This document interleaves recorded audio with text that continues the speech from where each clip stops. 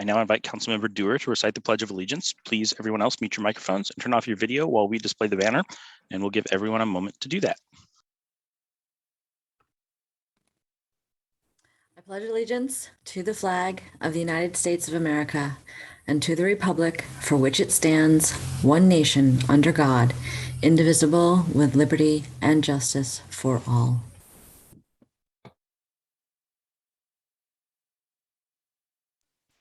Thank you, Councilmember Dewar.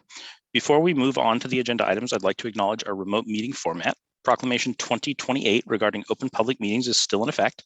Therefore, this meeting will be held entirely remotely. Public comment will be allowed both in writing or verbally. Sign-up sheets were provided by the City Clerk's office via link from the agenda. The video of this meeting will be streamed live as well as recorded and available for later viewing on the city's YouTube channel. A call-in number was provided on the meeting agenda for members of the public who wish to call in by phone to listen live to the meeting. If you've called in, we ask that you mute your device so as not to interfere with the meeting.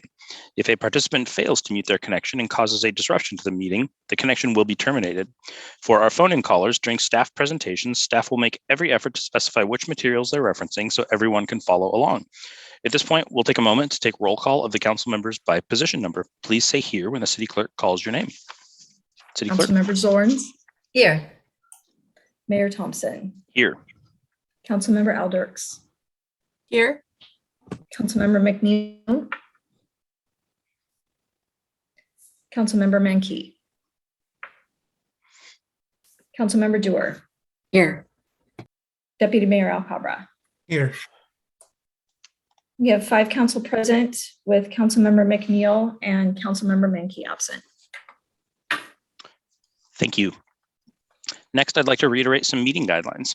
For all meeting attendees, please speak clearly and pause frequently. State your name each time before speaking. Mute your microphone when not speaking. If you're also streaming the live video feed, please turn the sound off as there is a delay. For council, please use the raise hand feature in Zoom or your yellow card when you wish to speak, and I will call on you. Speak clearly and pause frequently. Remember to mute your mic when not speaking. The first item on the agenda is meeting agenda approval. Are there any changes to tonight's agenda? So staff has requested that Agenda Bill 22065, the consideration of right-of-way dedication, be pulled from the agenda tonight, and it will be brought back to council at a future date in May.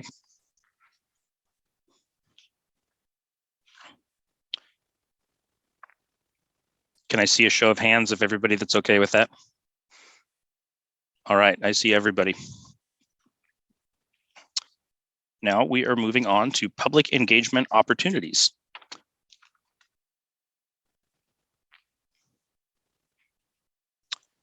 We have the Freedom Fest scheduled to return this summer. I am excited about this. We're going to have the 4th of July pancake breakfast. The City of Bothell Fire will be hosting that prior to the parade at the Lytle House in the park at Bothell Landing.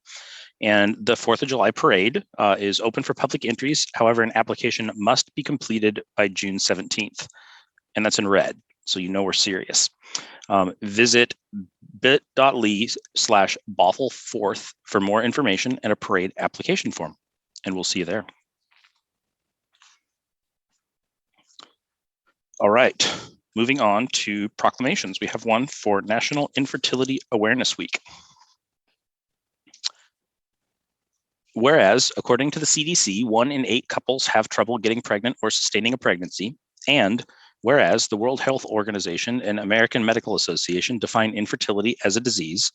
And whereas infertility affects women and men equally, does not discriminate based on race, religion, sexual orientation, marital status, or socioeconomic level. And whereas the LGBT community also faces challenges when building their families. And whereas all people challenged in their family building journey should have access to all family building options, including adoption and medical treatment such as in vitro fertilization and third-party reproduction. And whereas cost and lack of insurance coverage are barriers for many in our city to access the family building option they need. And whereas raising awareness of infertility and the barriers faced by the family building community is the first step to removing these barriers. Now, therefore, I, Mason Thompson, do hereby proclaim April 24th through 30th, 2022, National Infertility Awareness Week in Bothell, and join Resolve, the National Infertility Association, and dedicated volunteers, healthcare professionals, and members of the infertility and family building community by participating in this promotion.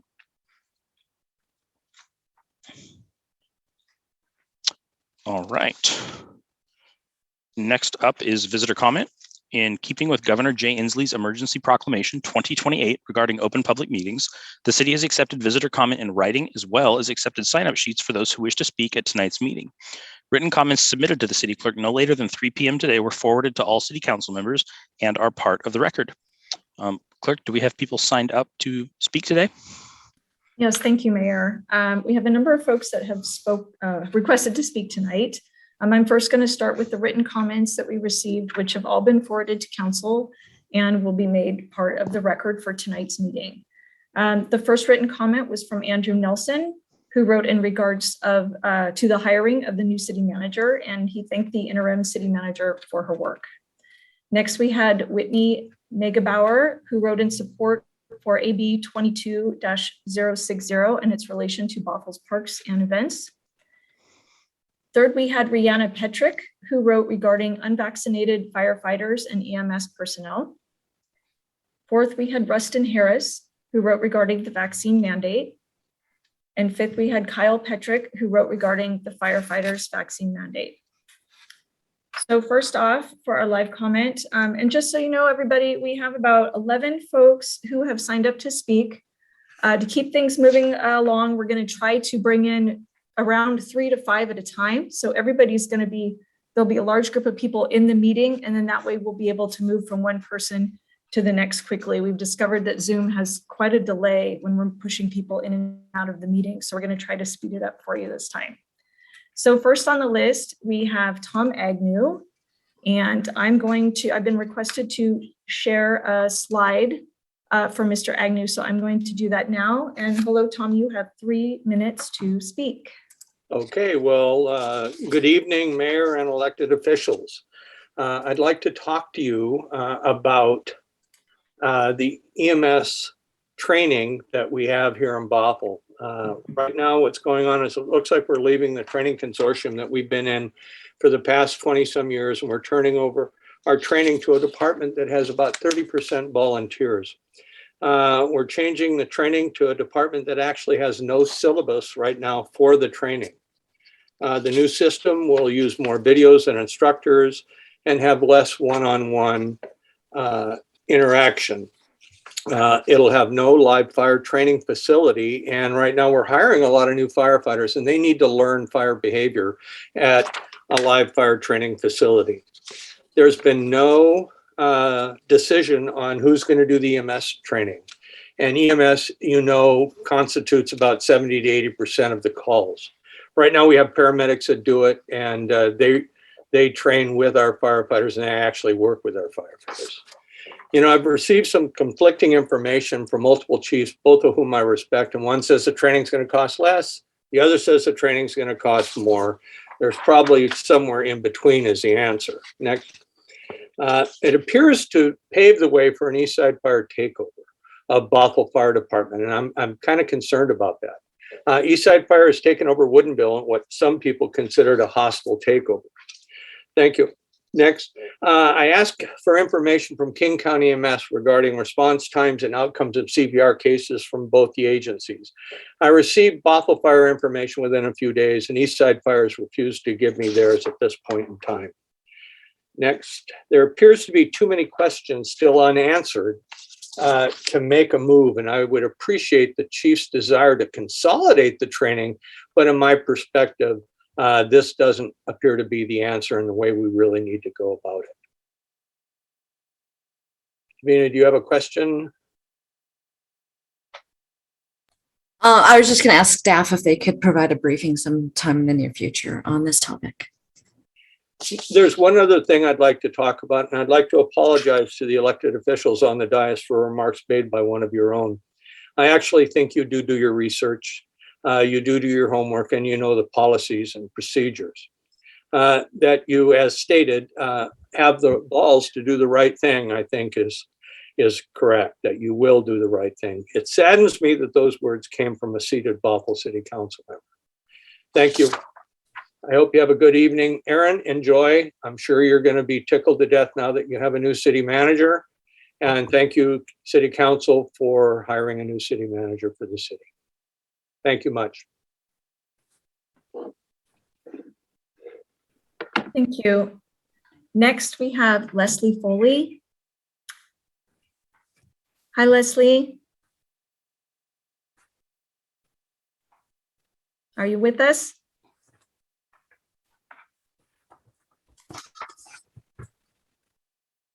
There I am. I didn't know how to unmute for a moment. Hello, everybody. I also don't know how to pull a picture up. But anyway, I wanted to introduce myself. I'm Leslie Foley. I'm the board president for North Shore Performing Arts Foundation. And I was excited to hear at your last city council your events for the summer and the fact that you want to do cultural events too. And I wanted to let you know that we at North Shore Performing Arts are doing cultural events. And I would like to promote our show in June, which is called Raghead, an American Story. And this is a one-woman play where Sunday plays 6 characters, and she's a Sikh. And it's all about learning about our Sikh community. And she has written this play in honor of an uncle of hers who was killed in a mass murder in 2012 at a Sikh community place of worship. And being that they are a nonviolent sect, she has written this place where she plays 6 characters, all asking her questions or telling her to go back to where she came from. I think this would be a wonderful community event. It has a question and answer at the end, so we can ask questions about all the things we don't know so that we can be a better community and understand each other. And if you happen to be going to the chamber event on Thursday, 4 to 7, the after hours event, I would love to meet you in person and talk more. So again, I'm Leslie Foley. I'm with North Shore Performing Arts Foundation, and we present our shows up at the Performing Arts Theater at Bothell High School. We have been presenting shows since 2005. So thank you for this opportunity to introduce myself. Thank you, Leslie. Next, we have Melanie Trowbridge. Hi, Melanie, you have 3 minutes to speak. Good evening, Bothell City Council members. And as always, thank you for your service to our community. Congratulations on the selection of our new city manager, and thank you for making such a careful choice. I want to apologize for some technical difficulties preventing me from testifying last week, but I am happy to be here this evening to talk to you about climate change and how we can lead and collaborate as a city. I am a Bothell resident, mother, and naturopathic doctor. At the April 5th meeting, I laid out for you some of the warning signs of permanent climate change that I've noticed, such as parents having to parent around wildfire smoke, 111-degree temperature spikes. And as a doctor with a focus on public health, I noted the increase of psychological distress and physical ailments as a result of living in an increasingly unbalanced world. A rise in respiratory disorders is one example, and chronic anxiety caused by impending climate change for our current and future generations is another. But I wouldn't be a very good doctor if I didn't seek to be part of the solution and planning phase of our treatment. And our patient Earth needs us to reduce our carbon emissions at every single opportunity that we can. Therefore, the highest priority for us must be to decrease gas hookups in our city via policy changes for new construction and increase the electrification of our grid as recommended by the IPCC in their latest report. Step 2 is future planning. And while I originally thought a climate action plan would be the optimal document to lay out this process, I listened to the very convincing conversation about that topic at your last meeting and am well in favor of adopting the HB 1099 to our city's climate planning goals. And it sounds like a solid and well thought out framework with a menu option for our city to select what works for budget and planning considerations. The third step that I think we should focus on at this time is riparian restoration along the Sammamish River, which I understand is currently well underway, but could use some crafty solutions for how to fill in tree canopy to cool the waters. My understanding is that the temperatures in the Sammamish reach well above the sustainable temperatures for salmon populations, even when there is not a temperature spike, such as we saw last year. And we may see again in our future summers. In other words, even without the heat spikes, the waters were not cool enough to maintain healthy life, and that is a problem. And therefore, we must increase tree canopy along the Sammamish, as well as working with other cities up and down the stream to ensure they do the same. I want to thank you again for your time and consideration for climate healthy planning and policy. I am so proud of the city of Bothell for stepping up. Thank you. Thank you, Melanie. Next, we have Scott Patterson.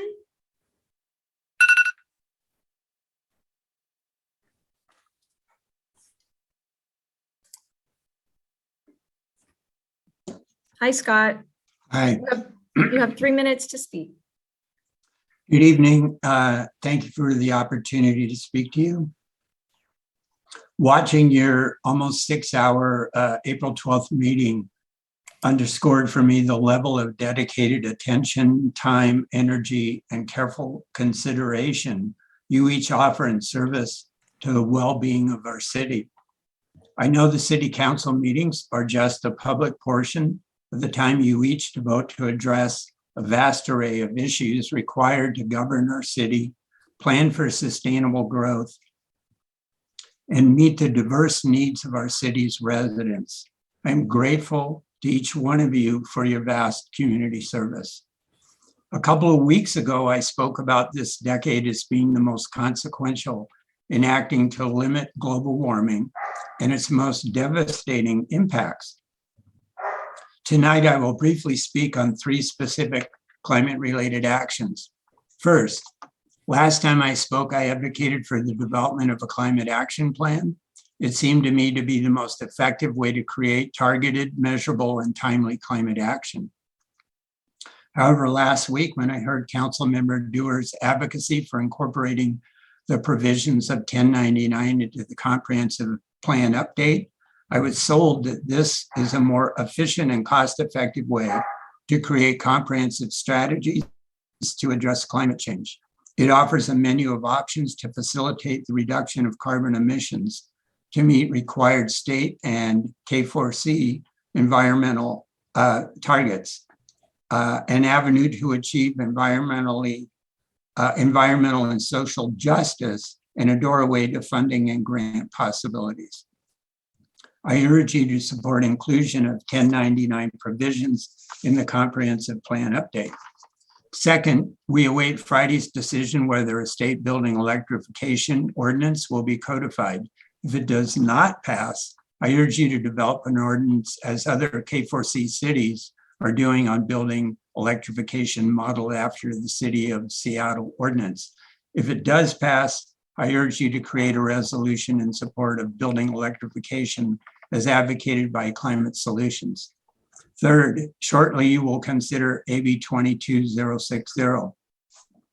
I ask that you approve the design alternative contract for Sammamish River Wainita Creek Restoration Project. Yesterday, I emailed Janet Gear and each of you a pertinent article on the scientific findings of what may be required to achieve a successful riparian habitat restoration. Janet did respond that she will be sure to include the findings for consideration during the design alternatives process.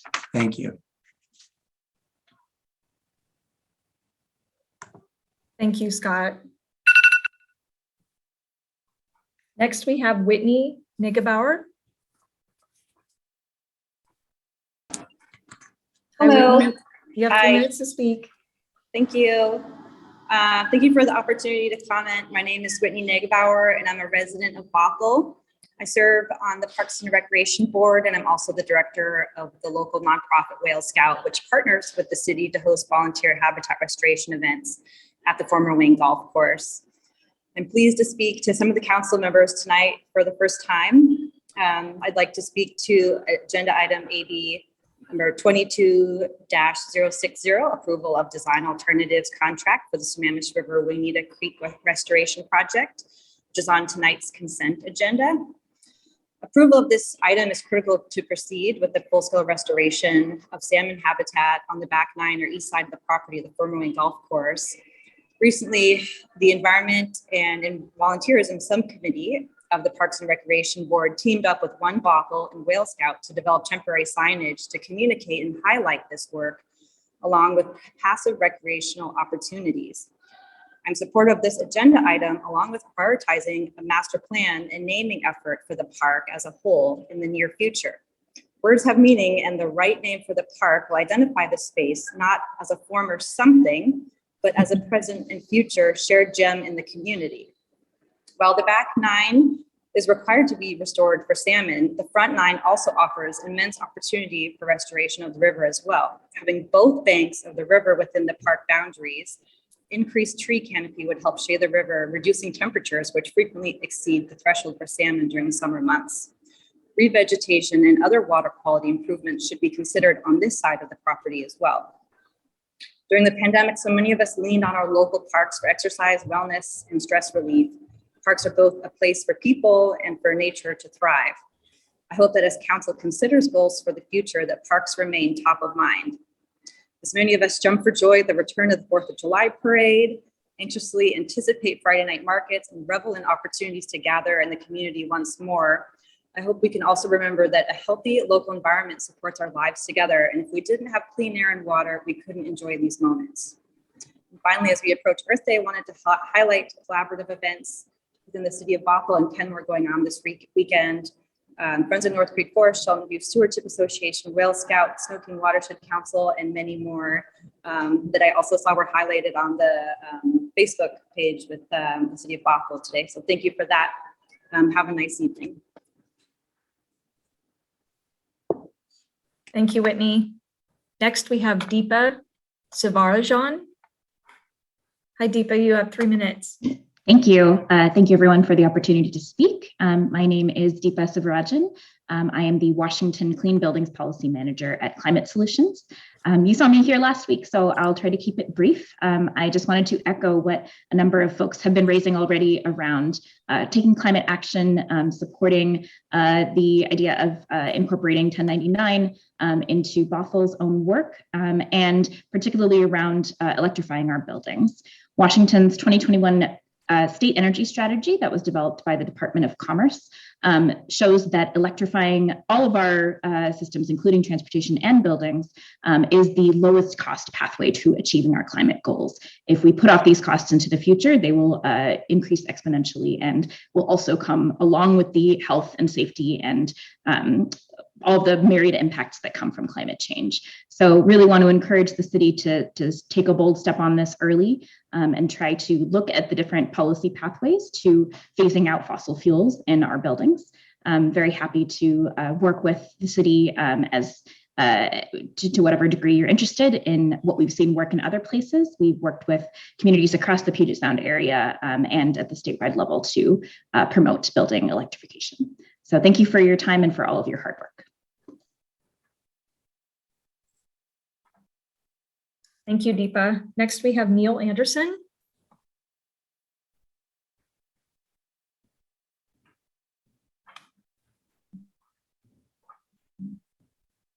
Hi, my name is Neil Anderson, and I'm here in support of a new ordinance to restrict gas hookups in new buildings.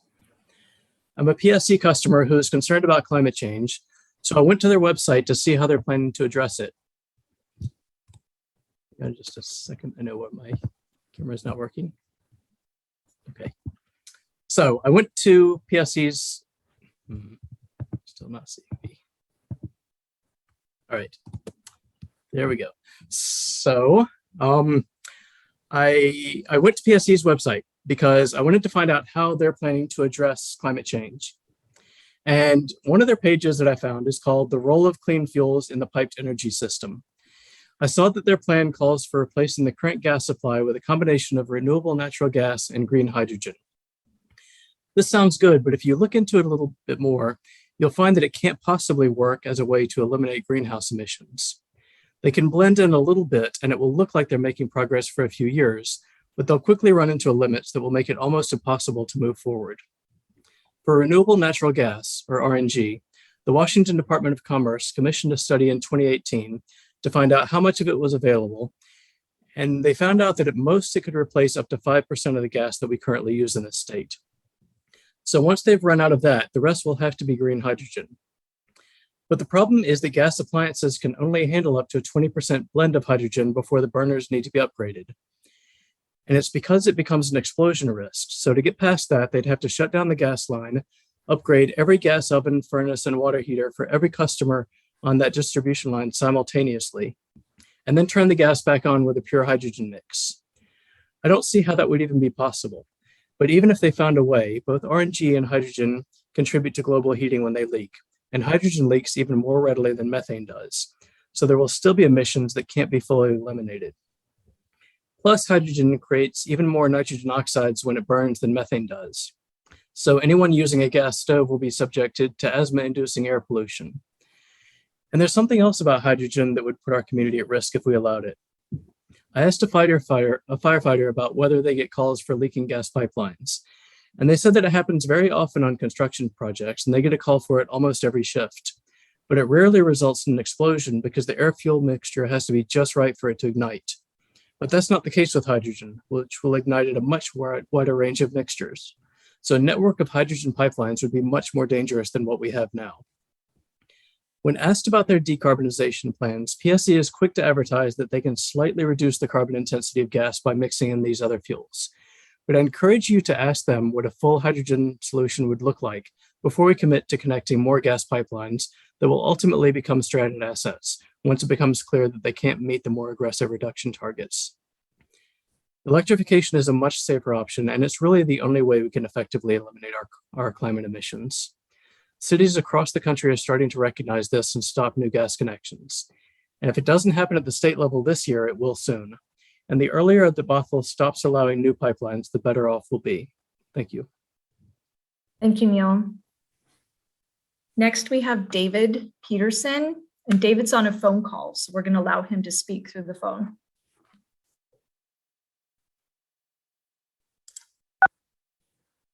Hi, David. Hi, how are you? Great, you have 3 minutes to speak. Can you hear me? Okay, thank you. My name is David Peterson, and I'm an unvaccinated driver operator who is currently on an unpaid leave status with my employer, Snohomish Regional Fire and Rescue, your mutual aid partner to the north in Snohomish County. We all know as the pandemic ran its course from fall through the winter, my employer, like many in Western Washington, experienced the highest rate of infection of SARS-CoV-2 it had seen since the pandemic began. Every positive case was from a fully vaccinated employee. At its peak, 30 vaccinated members from our department were out because of COVID. But today I bring a message of hope to your policy and decision makers. Last Thursday, my fire chief, Kevin O'Brien, made the decision to engage with the union to find a safe and legal path for myself and 13 fellow coworkers to rejoin our ranks as firefighters. He stated to the Board of Commissioners, "We want our people back, and we will be meeting with the union next week to discuss bringing our people back safely." I call on the mayor and the city council and the fire chief to be one of the first in the region to keep your firefighters. There is a way back. It's starting to happen all over the state. Please reach out to Chief O'Brien and work collaboratively to bring your brave, dedicated, and loyal public servants back to work. Our job demands political neutrality. Our mission is to protect and serve the people we come into contact with, regardless what their political, religious, or belief systems are. So why is this issue being made into a political agenda? I believe your citizens are fed up with the overreaching and political agendas. Look around at what's happened in the nation in the past 2 weeks. Masks are gone on airplanes and public transportation. Our own health district denied the COVID vaccine in schools, and you no longer need to show your papers to eat. If this mayor and council decide to terminate these brave firefighters, I believe your political career will suffer. You will not be reelected, and I think lawsuits will come. We will not stop spreading the message of freedom to all in this great country. I ask that you make the right decision, make a stand, and join our fire chief to show the state who the real leaders are, because all I've seen lately are a bunch of followers. And I would like to make an additional comment of one of the brave firefighters that is on the chopping block. His name's Russell Petrick. I went to the academy at North Bend with him back in 2010. I can assure you that he is one of the most dedicated, most loyal, and most brave firefighters that you have in your fire department. Thank you for your time, and I yield the rest of my time. Thank you, David. Next on the list, we had somebody named Rigel Rearson. And at one point we had Rigel in the meeting and then he fell off. So I'm looking to see, I don't see in the attendee list if Rigel rejoined, but Rigel, if you can hear us, please either try to rejoin the meeting, or if you are in the attendee list under another name, please use the raise hand feature so I can identify who you are. In the meantime, our next person that we have on the list is Allie Lee, and I believe Allie's here ready to go. Hi, Allie, you have 3 minutes to speak. Hi, thank you. And I've been here before, so thank you so much for letting me speak again.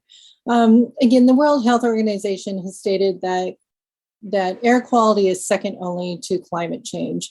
And air quality is the most important factor in our communities right now because of the fact that COVID has been so prevalent. So our lungs are a bit weaker, the air that we breathe is a little bit lighter, and we need to somehow then compensate and change that sort of factor there. Communities who are suffering worse from pollution often are low-income communities of color and linguistically isolated people. They have higher risk of death from particulate pollution, and partly due to historical impacts of redlining and other things that happen in the community.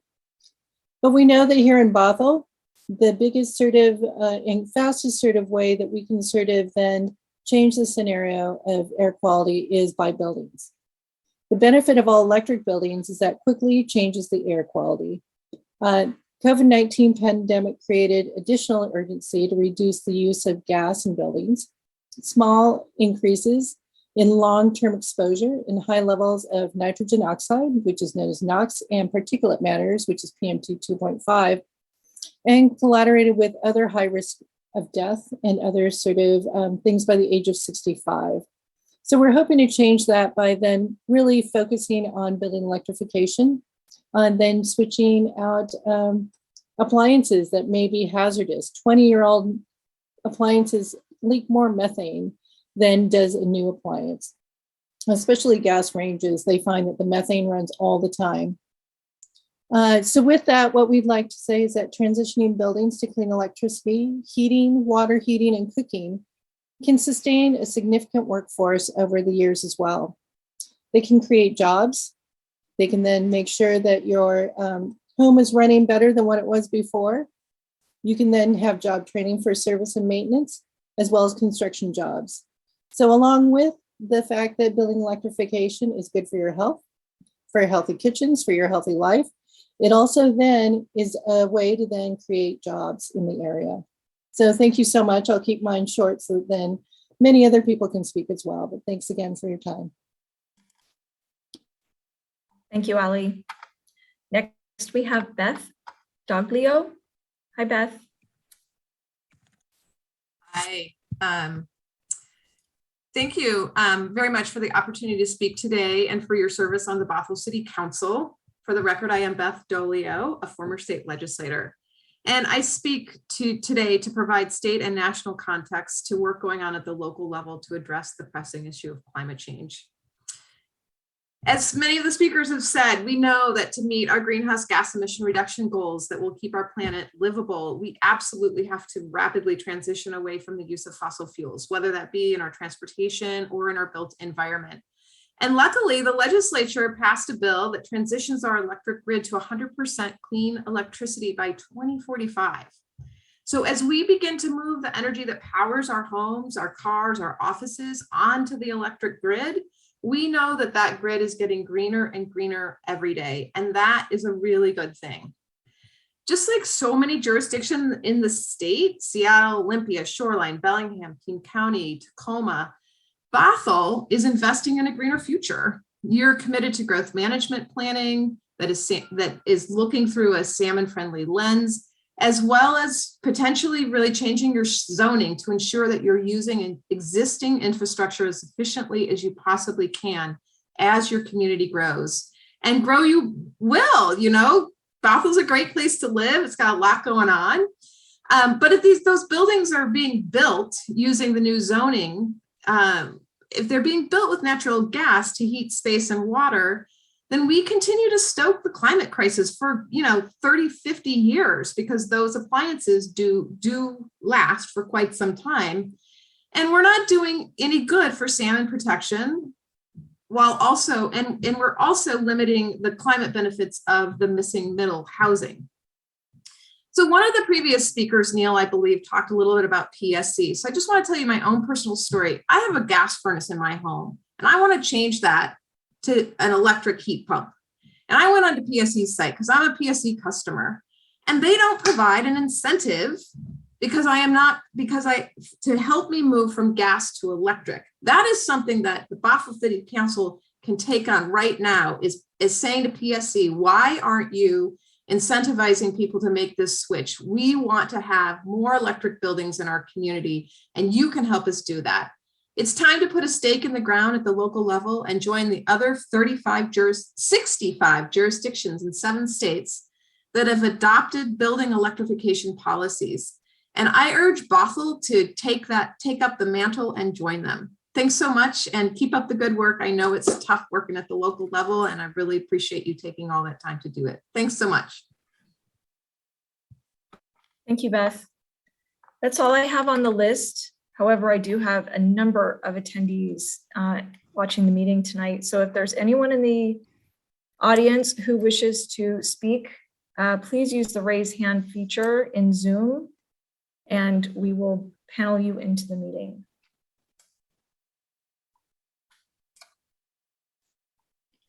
And I do not see any mayors. So I did. One just popped in. I have a Nick Meyer. I'm going to panel Nick into the meeting. Hi, Nick. Hi there. You have 3 minutes to speak. Okay. Here we are. Hi there, everybody. I am Nick Meyer. I am a Marysville fireman. I've been there for about 7 or 8 years. I have like 5 guys. I put in my religious exemption. It was initially denied. I was on leave for about 3 months. Had to use my vacation. Was supposed to have separation with the department as of January 1st. Luckily, between the administration, the union, and our board, they were able to find accommodations for us. And we were brought back to work on the end of February, I believe. And I'm kind of more just here, obviously, to show support for other unvaccinated firemen and women, and just to kind of, I guess, provide perspective to you council members and people making these decisions that there are ways around this, right? So when we were brought back, it was kind of during the height of Omicron. We had a total of, I think, 40 members out. Obviously, that was after we were gone, so it was a fully vaccinated fire department. And then there was even at one point 22 members were out. This caused, and I'm actually a taxpayer in Marysville, so this caused an overflow of overtime. There were people getting mandatoried, right? Told they can't go home the next day, multiple times a week. We had one member in January who had 268 hours of overtime. Right, all stuff that could have been avoided just through finding accommodations and working through this process, right? Because it's within the law and within the proclamation to accommodate these people. And I can tell you, as someone who went back to work, and I was nervous to go back to work. I had heard, maybe some people weren't happy with us. Some people were frustrated with us, but I can tell you that day one when I showed up, there was 40, 50 people of a warm embrace. We had everybody from chiefs to other firefighters to everybody just excited to see us and get us back to work. With these accommodations, we've had to wear N95s, and now we're down to just regular mask testing every day. And I can tell you that the process works. There are options out there. I have never to this day gone on a call where someone who is in need has even asked or even questioned what our vaccination status is. There has been zero transmission between a firefighter to a patient. So I guess I just leave you with, and I encourage you to find a way around this, find a way to keep these guys. These are guys who have trained hours. These are guys who have put their lives on hold, missed birthdays, missed Christmas, missed first steps of kids to provide for your community. And I just encourage you to find a way to keep them. A lot of them personally, and they're extremely dedicated and hardworking. Oh, sorry, am I over? Yeah, you've hit your 3 minutes. Thank you. I was tying up anyway. I just encourage you guys to find a way to keep them. I appreciate you letting me speak. Thank you. We did have one other person that's in the audience that has a raised hand. I'm not sure what their name is. I'm going to let them identify themselves when we bring them in.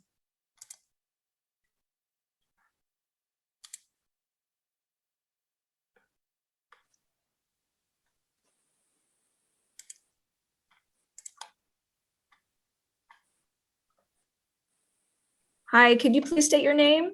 Hi, my name is Kootsie Jobs. Hi, Kootsie. You have 3 minutes to speak.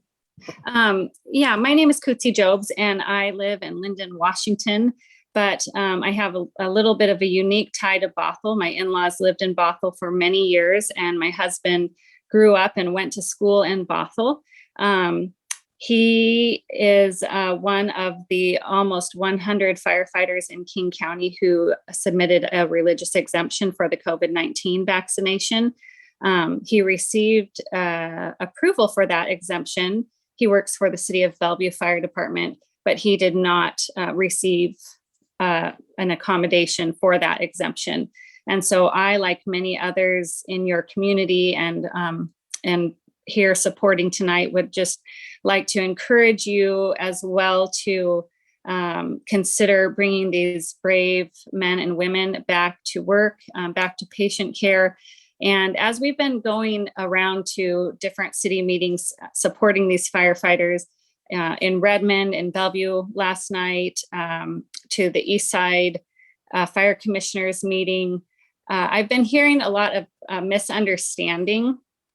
And something that the last gentleman brought up that I would just like to point out, while the governor's proclamation, which was Proclamation 21-14.1, does require all healthcare workers to be vaccinated for COVID-19, it also says later, and I quote, "In implementing the requirements of this order, state agencies, operators of educational settings, and operators of healthcare settings must provide any disability-related reasonable accommodations and sincerely held religious belief accommodations to the requirements of this order that are required under the Americans with Disabilities of Act 1990, ADA, the Rehabilitation Act of 1973, Title VII of the Civil Rights Act of 1964, the Washington Law Against Discrimination, and any other applicable law." And I'm surprised, even the fire chief for Eastside Fire and Rescue said that, and this is the explanation that a lot of city leaders, managers, fire chiefs have been giving, that they're just adhering to the mandate. Yet 35 out of 53 departments in Washington state have retained their unvaccinated firefighters, offered them reasonable accommodation and fair accommodation using the same personal protective equipment that firefighters used for the first 20 months of the pandemic. I believe there were either 0 or maybe 1 patient to firefighter transmission, no firefighter to patient transmissions. And again, as the gentleman before me stated, after these unvaccinated firefighters left after October 18th, the rate of transmission within the fire departments went up exponentially, causing a tremendous amount of overtime in these departments, low morale. We heard of firefighters working 120-hour shifts, and surely this is not safe for them or for the cities that they protect. So I just want to urge you to do your research, to consider the law, to uphold your duty and responsibility to protect your city employees and the citizens of your community, and bring these firefighters back to work. So thank you so much for listening to me this evening. Thank you, Kutsi. Mayor, that's all we have for this evening. Thank you. And projected agenda discussion. Interim City Manager Linhart, or Council, do we have any items we want to talk over? I don't have any items this evening, Mayor. All right, Councilmember Dewar. I just wanted to reiterate my request for some more information about the comments that former council member Agnew brought up. I have no context for what he spoke about, so I'd like to have more info. All right. I would echo that. Moving on to the consent agenda, we had one item pulled, but do I have a motion to approve the balance of the consent agenda? Councilmember Dewar. Motion to approve the balance of the consent agenda. Deputy Mayor Alcabra. I second. All right, we have a motion and a second to approve the balance of the consent agenda. City Clerk, or would anybody like to speak to the motion? Councilmember Dewar, I assume your hand is up because you didn't put it back down. Perfect. Councilmember Zorns. Yes. Mayor Thompson. Yes. Councilmember Alders. Yes. Councilmember Dewar. Yes. Deputy Mayor Alcabra. Yes. Passes 5-0 with Councilmember McNeil and Mankey absent. Thank you. All right, moving on to Agenda Bill 22064, consideration of adoption of the 2019-2028 Regional Water Conservation Goal and conditional approval of the 2022 Water System Plan. It looks so, we are going to open the public hearing, and Boyd Benson is here to present and entertain council questions. Okay, my apologies. It sounds like we're having some technical difficulties getting our folks in. So there's Boyd, and Boyd, I'll be getting the rest of your folks in for you shortly.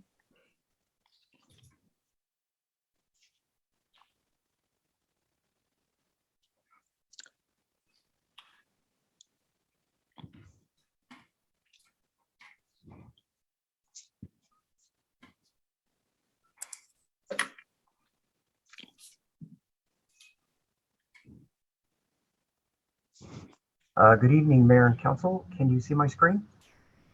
It looks like you're sharing the Zoom screen and not your presentation, Boyd. Oh, we can see Robin. We can see Robin. There you go. Oh, and now you can see my notes. Outstanding. 1 second while I fix this.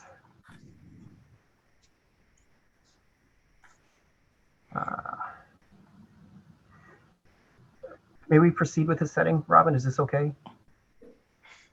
I can see it just fine. Okay, thank you, Mayor. I'm using a borrowed computer right now. Okay, once again, good evening, Mayor, City Council. My name is Boyd Benson. I'm the Utility and Development Services Manager. Tonight we'll be discussing the 2019 to 2028 Regional Water Conservation Goal and the 2022 Water System Plan Update. With us tonight is Eric Delfell, a utility planning design expert from the firm of Gray & Osborne. So what we'll be presenting tonight, I'd just like to give you a brief overview. First, we'll be looking at the water utility just to keep, so we all have a common basis of understanding. And then we'd like to open the public hearing for the 2019-2028 Regional Water Conservation Goal and then close it. We'd then like to discuss the final draft of the water system plan. And then at the end of the presentation, we'll be requesting council decision on 2 items: consider adoption of the Regional Water Conservation Goal and conditional approval of the water system plan. So for a brief overview of the water utility, the goal of the water utility is to provide safe, reliable, and appealing water pressure at sufficient flows and volumes to satisfy regulatory requirements and service to our customers. We also pride ourselves on a high level of service and expertise from everything from utility billing to staff on hand that take care of water main breaks. This is day-to-day operation of about 82 miles of water main, plus the site services that serve each meter. We have 3 reservoirs and 4 pump stations, currently 6 sampling stands for water quality, which will expand to 13 within the next few years, and about 1,030 fire hydrants. And our goal is to comply with state and federal requirements. And this is everything from daily water testing that we have to report to the state, all the way through the water system plan and annual reports. So for water utility financing, I'd like to just remind everyone that utilities are self-sufficient enterprise funds. There are no subsidies from other funds, including the general fund. And what this means is that ratepayers have paid for the system, and it's there, and it's in our best. We do our best to make sure that it runs well, and we can make sure that it satisfies all requirements. For 2021, we had about $6 million in annual expenses. $1.8 million of that was for water purchase, which is primarily from Seattle Public Utilities. About $1.4 million was reserves and debt restricted funds, where we can't touch these funds just in case we have issues with operational systems, or if capital projects, let's say, overrun their costs. About $1.2 million in interfund and taxes to the general fund. This means that the utilities pay their fair share for legal, HR, finance, and city hall lease to make sure that it's equitable with respect to our impacts. And then about $1.2 million pays for staff costs and services, and it's on the order of $300,000 or $400,000 in services. And the last is capital projects. These range every year, anywhere from relatively low years of maybe $600,000 of capital work up to future expenses that could be $4.5 million in a year for reservoir repair. And our mission is to balance both the short and long-term revenues and expenses to keep a healthy fund. We get funding from rates and general capital facility charges, and the rates are set to cover the cost of providing service for water purchase, operations, maintenance, capital costs. We do look at the funds several times a year. We have both the 2-year biennial budget, and also we expand out to a 7-year planning budget, and that's to make sure that when we look at scheduling projects and costs, that we can see that we would afford them in the future. And just a bit to see how our rates compares to others. I know this is a very small image on the right, but this is from the 2021 report of 25 SPU wholesale purchasers, the utilities like City of Bothell. And the average is right there about $49 a month. Bothell is slightly lower than that at $46. We're slightly higher than North Shore, our neighbor, and then lower than Woodville Water District, another neighbor. The other revenue we receive is from facility charges, and this is from development and redevelopment. This is so development pays their fair share of buying the system. Once again, the system was built by the customers within the City of Bothell and the Bothell service area. And want to make sure that when new customers connect, that they pay their fair share. This facility charge was last updated in 2021, and it really is to provide revenue as growth occurs so we can construct the projects we need to accommodate that growth. And then COVID-19, we did have impacts from COVID-19. We had both changes in water use and revenue. We saw a decrease in 2020. It was a small 5 to 10% decrease, but the main impact that we saw was a change of use, less commercial and industrial and more single family residential. So when we get to the water system plan, you'll see that we're using some older information because the 2020 and 2021 data was not really characteristic of what we typically see. COVID-19 also delayed the water system plan update because we were not able to understand at the time with a stay-at-home mandate how the pandemic would impact the utility. As part of budgeting in the capital facilities plan, we did defer projects as possible with respect to potential lost revenue, and that means that non-critical standalone projects were deferred, but we still looked for those opportunities. If a transportation project was coming in to rebuild a road, we'd like to get in there and fix the water mains first. Okay, Mayor, this is the actual technical part of the public hearing, and I'd recommend opening the hearing if that's okay with you. That is just fine with me. I'm going to open the hearing now. Paul, is there anything else I need to do? No, you already opened it at the beginning of the item. Okay, thank you. Thank you. So this is about the 2019-2028 Regional Water Conservation Goal. This is required for water utilities. And once again, when we talk about the City of Bothell water utility, it's generally the portion within the south half of the city within King County. Alderwood water districts to the north, North Shore Utility District to the west and south, and the Woodinville Water District to the east. Other districts, including those, have to go through the same process. Anyway, this is a requirement of the 2003 Water Supply Efficiency Requirement Act and the Water Use Efficiency Rule. This is the Washington Administrative Code that is enforced by the Department of Health. And so we have a few items that we have to look at. One is we have to create a program, and the city satisfies our water efficiency program by partnering with the Saving Water Partnership, and we'll see a slide on that in a second. The other is we have to adopt a regional concept or a regional goal, and we're part of the Saving Water Partnership goal adoption process. You'll notice that this goal was intended for adoption within the 2019-2020 timeframe. We had timed this adoption with the water system plan, as that slid and was delayed. The goal adoption was delayed as well. We also must provide annual reports to demonstrate that we are conserving water and that we have low leakage with respect to the system. So for compliance, the Saving Water Partnership works with all the jurisdictions involved, 19 jurisdictions. They put out multilingual information to help folks understand how to conserve water. They provide rebates. There's youth education, community outreach, leak detection, and then at least with respect to commercial low-use toilets and other fixtures. The same with landscapes. And then annual reporting. So the City of Bothell actually has very low distribution leakage, and this is one item that's looked at closely with respect to water use efficiency.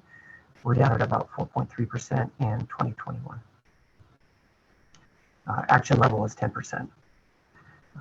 So the regional water conservation goal, as stated in the agenda bill and on your screen, is to have a 2019 to 2028 program to keep the total annual average retail water use for the members of the Saving Water Partnership under 110 million gallons a day through 2028. And this is despite population growth, and this is being enabled by reducing per capita water use.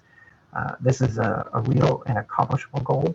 In 2021, the Saving Water Partnership Consortium clocked in at 95.9 or 95.5 million gallons for the average, and we believe we can continue to attain this goal with development and redevelopment and efficiency and conservation measures. So I move at this time, Mr. Mayor, if there's any public testimony for this item. City Clerk? No, there was not received any written or comment or request to speak for this item. Very good. Are there any City Council questions or items that you'd like to discuss about this item? Councilmember Dewar. Thank you, Mayor, and thank you, Boyd, for the presentation. Boy, you distilled a lot of information down. There was so much there. I have several questions. So I noticed in the, I think I wrote it down, page 205 of the packet, that multifamily is the only category for average day consumption I guess for average day consumption increases. And I'm curious because I don't know if it's based on a percentage or overall, and if it's because we have more multifamily or because multifamily is using more water. So I just wondered if you could provide a little context for that. For sure, council member. I think yeah, I may have to follow up with additional information at a later date, but there are two things that factor in this. One is the characteristic of multifamily. In the past, you may think of multifamily as many small units together. We're seeing more townhome type developments where we do see increased use of water because the units are slightly larger as opposed to apartments or something else. And two, we have over time seen a revision of how the billing is actually defined. So I will look into both of these issues and I can provide a more thorough answer at a later date if that's okay.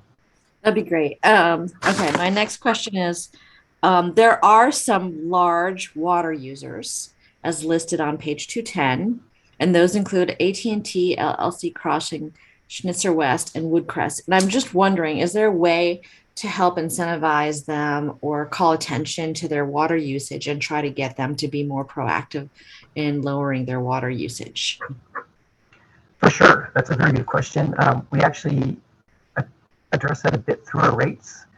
We have block rates where the more you use, the more you pay. So there is some incentive to use less water. However, these are very large developments and users. And at this point, I might just like to say, I know I have provided quite a bit of information. There actually still is more to go. This was just to get us through the water use efficiency goal. There still is some information on the water system plan itself. So if you'd like, we can go through those. Is this more applicable to the water? I thought these were. I'm happy to hold questions if they're more applicable to the rest of the presentation. Thank you. Just for clarification, I apologize if I wasn't clear. These last few slides with the public hearing, this really is for the water use efficiency goal. We actually have to demonstrate the Department of Health that we have asked for comment and testimony, and we've provided notice to citizens about this goal. So it's kind of a short, discrete section of this presentation. I think we still have 8 more slides to go on the water system plan itself. Okay. I thought this was the time to ask questions. I'm happy to hold. Councilmember Zorns, did you want to hold, or do you have something specific to what we just saw? You're muted. I know. Okay. Well, I did have a per capita question, but is that usage? Is that something that we should save for later? Yes, please. Okay. Happy to do so. Thank you. All right. So I'm going to close the public hearing now. And we will move on to the second part of the presentation. Thank you so much. Okay, for the water system plan itself, just a quick overview on how that's progressed. So we last adopted a plan in 2020 or 2012, I'm sorry, and we started working on updating that plan in 2019. Unfortunately, about that time, the pandemic hit, and we saw a wide fluctuation in water use, and we put things on hold. We didn't really want to base our plan on information that was not typical of what we'd seen. And what we have now is a final draft of this plan, and we're asking council to conditionally approve this. And the reason we're asking for conditional approval is we also have to have this plan reviewed by the Department of Health and other utility districts. So we'd like to present this to you tonight, get any questions, find out if there's any issues, and then make sure that by the time we receive comments back from the Department of Health and other jurisdictions, that we can address all the comments at one time and bring back this document for formal adoption in the 3rd or 4th quarter of 2022.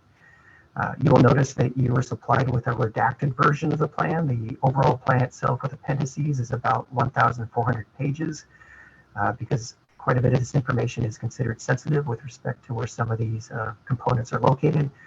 We have redacted that for public presentation.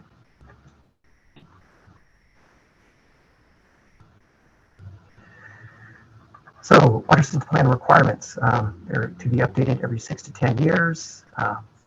part of this is understanding how we use water now and to project anticipated water demands in the future and how we can accommodate those demands in the future. And that is developing a capital improvement plan to correct any current or anticipated deficiencies, and then also develop a funding plan to finance those improvements. So chapter 1 of this plan is a brief description of our water system. So it really is source, storage, and distribution. So if you can see that image on the lower right, most of our water comes from the Tolt Reservoir. This is a Seattle Public Utilities reservoir that's located 10 or 11 miles east of Carnation. And you can see the yellow line pipeline that comes right through Bothell. We're also can be fed from the Cedar River from the lines that extend to the south. The city of Bothell has about 8 million gallons of storage, and this is to provide fire flow in emergencies and also for reserves for standby. We have about 5.3 days of standby.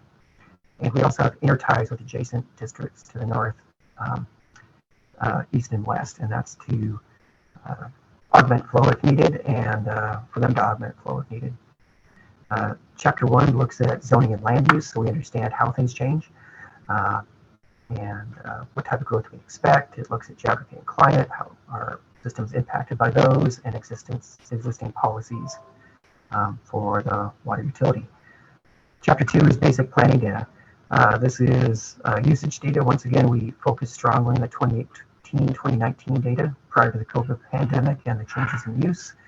And from that data, we look at 2040 water demands. And I know these images are small, but they're kind of cool metrics. The table in the upper right is our historic residential per capita usage. And you can see that it's fallen quite a bit, over 10%, 15% over the last decade. So we're seeing a decrease in per capita usage just as we see a population increase. And what we have right now for usage in 2021, we measure these in equivalent residential units. Each residential unit is about 150 gallons per day. We're at 11,600 of those. We anticipate 13,700 in 2040, which is an 18-19% increase. And then that pie chart on the lower left, once again, it's hard to read, I apologize, but the majority of our water, both multifamily in orange and single family in blue, is for residential use. And then the next largest is commercial industrial. Smallest use is governmental. And I'd like to pass this over to Eric Delphil, please, if you're present. Good evening. Thank you for having me.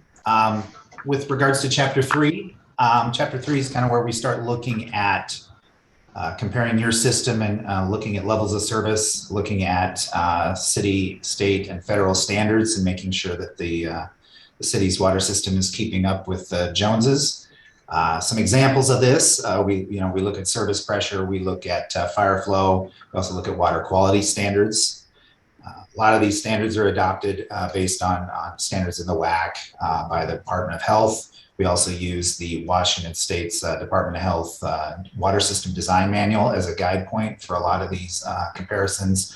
And then we also use actually city building code and city standards to make sure that we're meeting our own standards.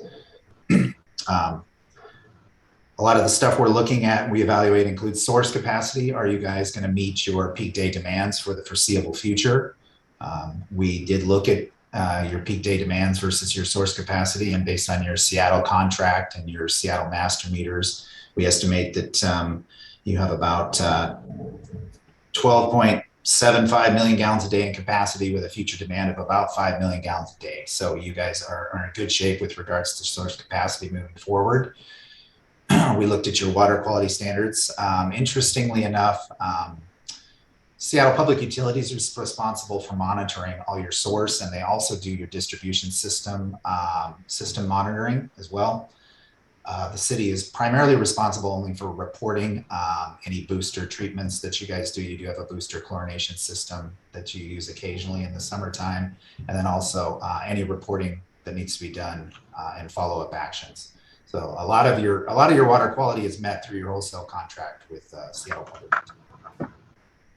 We also looked at your storage. We evaluated to make sure you have enough water storage in your reservoirs. We did come up with a small deficiency out about 20 years out, which we did recommend that you guys take care of at your Maywood Reservoir site. I think Boyd's going to talk maybe a little bit about that in your capital planning.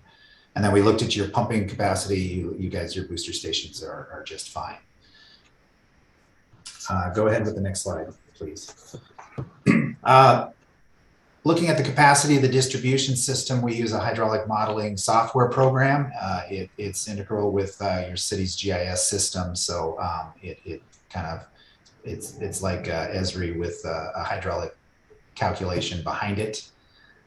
We took your GIS system and updated your model to include any future pipes or any piping that was added since the last time the model was updated. And then we went to the field and actually flowed hydrants around the city to calibrate the model, basically to prove that the model was accurate. We did 16 locations when we did that testing with the assistance from operations staff. And the model calibrated very well. We use that to then look at peak hour flow pressure conditions to see if you're meeting your levels of service, and then also fire flow capacity, both existing and future. So we looked at existing flow rates and looked at 20 years in the future. We did identify 4 locations where you have some peak hour issues in the future and have identified some future improvements to correct those. And we did identify 12 fire flow deficiencies that also have future projects identified. Of those 12 deficiencies, many of those were aging and undersized pipes that were probably due for replacement in the future as well. So there is some overlap and correlation between some of the aging infrastructure that will get replaced and some of the capacity deficiencies. And then on top of that, we also talked with staff and identified any known maintenance issues and aging facilities that, a model is not going to tell you what is breaking. So we had to talk with ops staff, and they provided a lot of good input for identifying deficiencies. Next slide. I won't go too much more into the water use efficiency planning requirements. It is an element Boyd just talked about a lot. You did identify some goals in the plan. You can see that in Chapter 5. One, as a participant in Seattle's program, we're looking at trying to maintain 1.74 million gallons a day as a peak goal, or as an average day goal, excuse me.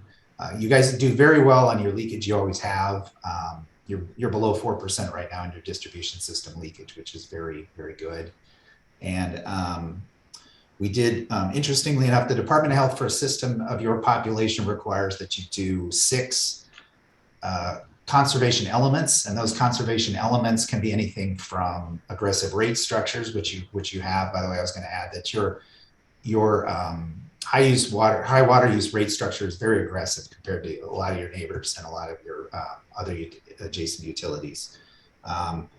But other elements are publication, education items such as bill inserts on how to conserve water, your rebate, energy goals, those types of elements.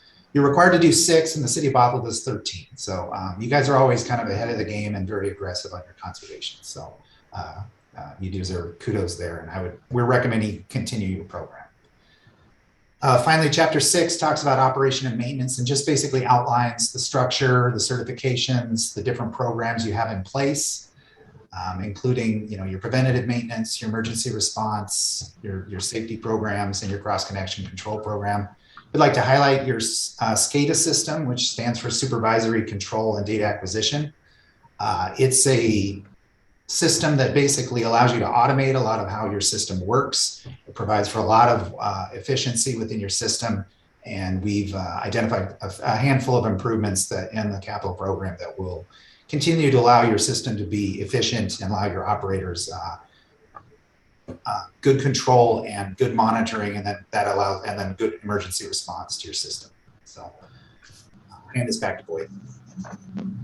Thank you, Eric. Only 2 more slides. Very brief overview of the capital improvement program. Currently for the 20-year period, it's about 31 million in capital work. Quite a bit of it is main replacement. And once again, we try to focus on opportunities. So if there's a transportation project where we can replace old undersized main, we'll do that so that the utility isn't necessarily paying for the rest of the restoration. Our reservoirs, Eric mentioned the Maywood Reservoir currently doesn't have sufficient height for sufficient pressure or water turnover. That, and along with the Bloomberg Reservoir, that's just two projects that total 7.3 million. So pretty sizable projects that we pushed out, mostly because of financing pushed out in the future. And then standalone projects, water main looping, upsizing connections.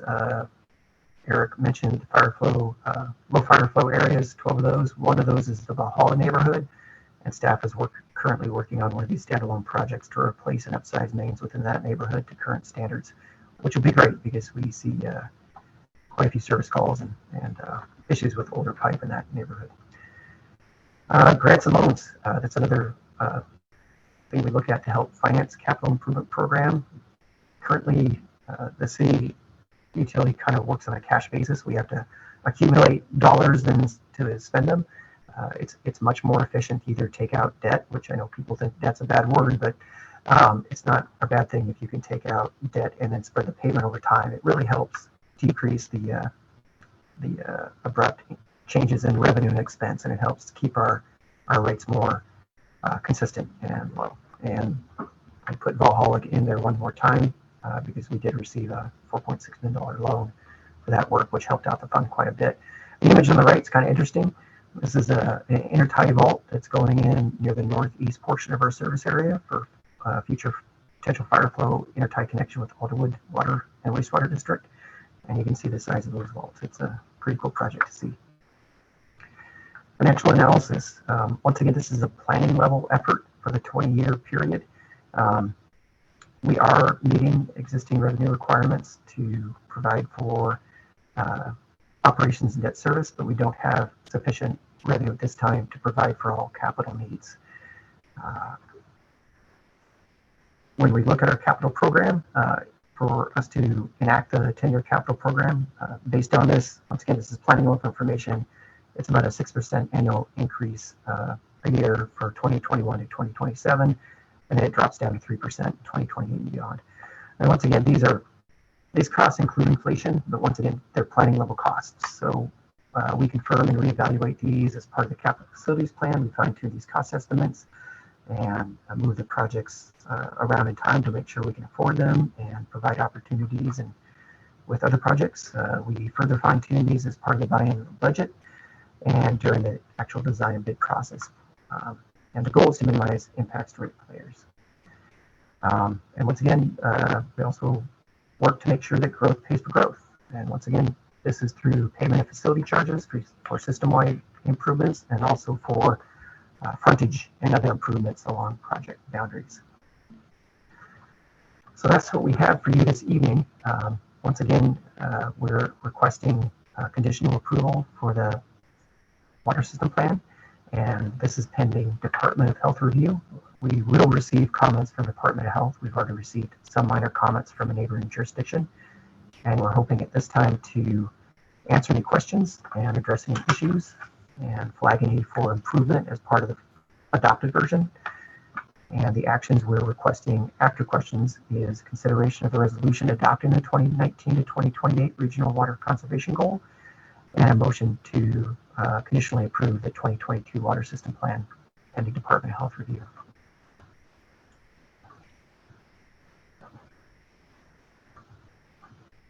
Councilmember Dewar. Thank you. Well, Boyd, you were right. My questions would have been better at this juncture. So I apologize. It's fascinating. I don't know a lot about water, but wow. So they recommend 6 and we do 13. I'm really proud of us. That's amazing. And my question regarding the large water users was really just more or less like, we know who they are.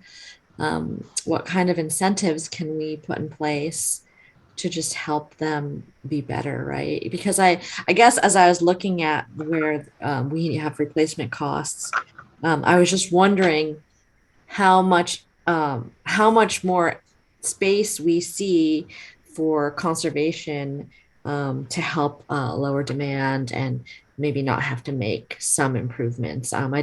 I assume that was all part of the calculation, but I just wanted to kind of ask how we plan for that. So. Yeah, and just quick feedback on that, if I may. Once again, it's part of it is our rate structure, and Mr. Delfell is correct. We do charge pretty aggressively for higher use, and so I think that right there helps people understand they can serve water. But there are these commercial rebates and irrigation rebates and other items. It just if people want green grass around their commercial developments, they may have green grass if they choose to pay for that use. I can add to that, Boyd. A lot of your commercial customers also are charged by the gallon for sewer. And so when they do internal consumption measures, they see a savings on both ends on the water and the sewer side. So there's already an incentive there. And I think a lot of those customers are already doing most of what they can. As far as future conservation goes, I would say that densification is actually an element that promotes conservation in general. So I know that the city has definitely had a more aggressive densification zoning standard, and that will probably show some conservation benefits as well. Yeah, I was just kind of curious, around like rain gardens and other things that we can do to help. If there's anything policy-wise that we could do, I'd love to know for future reference. We don't have to talk about it right now, but anyway, I think I had other questions, but I think they were answered. So thanks so much. Councilmember Zorns. Well, my first question is a curiosity point. I want to see if I was guessing right. How do you measure leakage? Okay, I bet you'll guess right. So, and Eric will correct me if I say anything wrong, but we have master meters, so we know how much we purchased from SPU and North Shore Utility District and Woodinville Water District, so we know the end. We have all the utility bills and volumes that we know, and so that's accounted for with rates.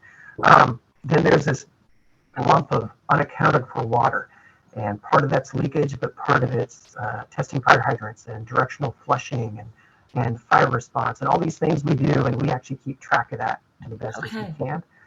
And so that's subtracted out. And then the last is that distribution leakage, system leakage, and we have to account for that once again, it's a WAC requirement and Department of Health requirement. So we actually have several forms we do every year that break out each of those volumes so we can demonstrate where we're at. Interesting. So do our fire hydrants have a meter on them? They don't. Good question. So let's say at a construction site, if they use water, they do have metered assemblies, and that's also protect our system from backflow and cross connections. So that's good. If we do directional flushing, and that's what the operations folks do to kind of keep the water mains clean, it's actually a really good thing to do for water quality. They'll actually time it and estimate a flow rate. We've got it based on size and the rest. And they also have some meters that help measure that, but we try to document the best we can, Councilmember. Well, I tell you, a 10% leakage gives me pause because that's a lot of water, but less than 4% is nice. So, I appreciate that. So the current, if I'm processing what you've said correctly, the per capita usage of gallons per day on water has dropped from about 55 to 50 gallons per day. Is that right? Somewhere in there? Okay, so if we were to build out, because I was having a hard time following what you were saying. It sounded like you were talking about if we were to build out to our current zoning right now, what would we anticipate our gallons per day being if we were to build out to what we've got currently zoned? Yeah, so I'm just going to make a guess. I'm going to ask Eric to chime in, but on that little plot or that table I showed you, that was about 10 years, and it was about 60 gallons per day per person down to about just under 50. And part of that is if we have older homes with less efficient fixtures that are being upgraded, but for every new home that's built or new apartment that's built or new multifamily unit or commercial, they have such strict requirements on what fixtures can be used because they're really driving that reduction. So as we see growth, we should see that per capita use decrease in the same fashion. So I would not be surprised in another 10 years that we go down another 10%. Eric, is that about right?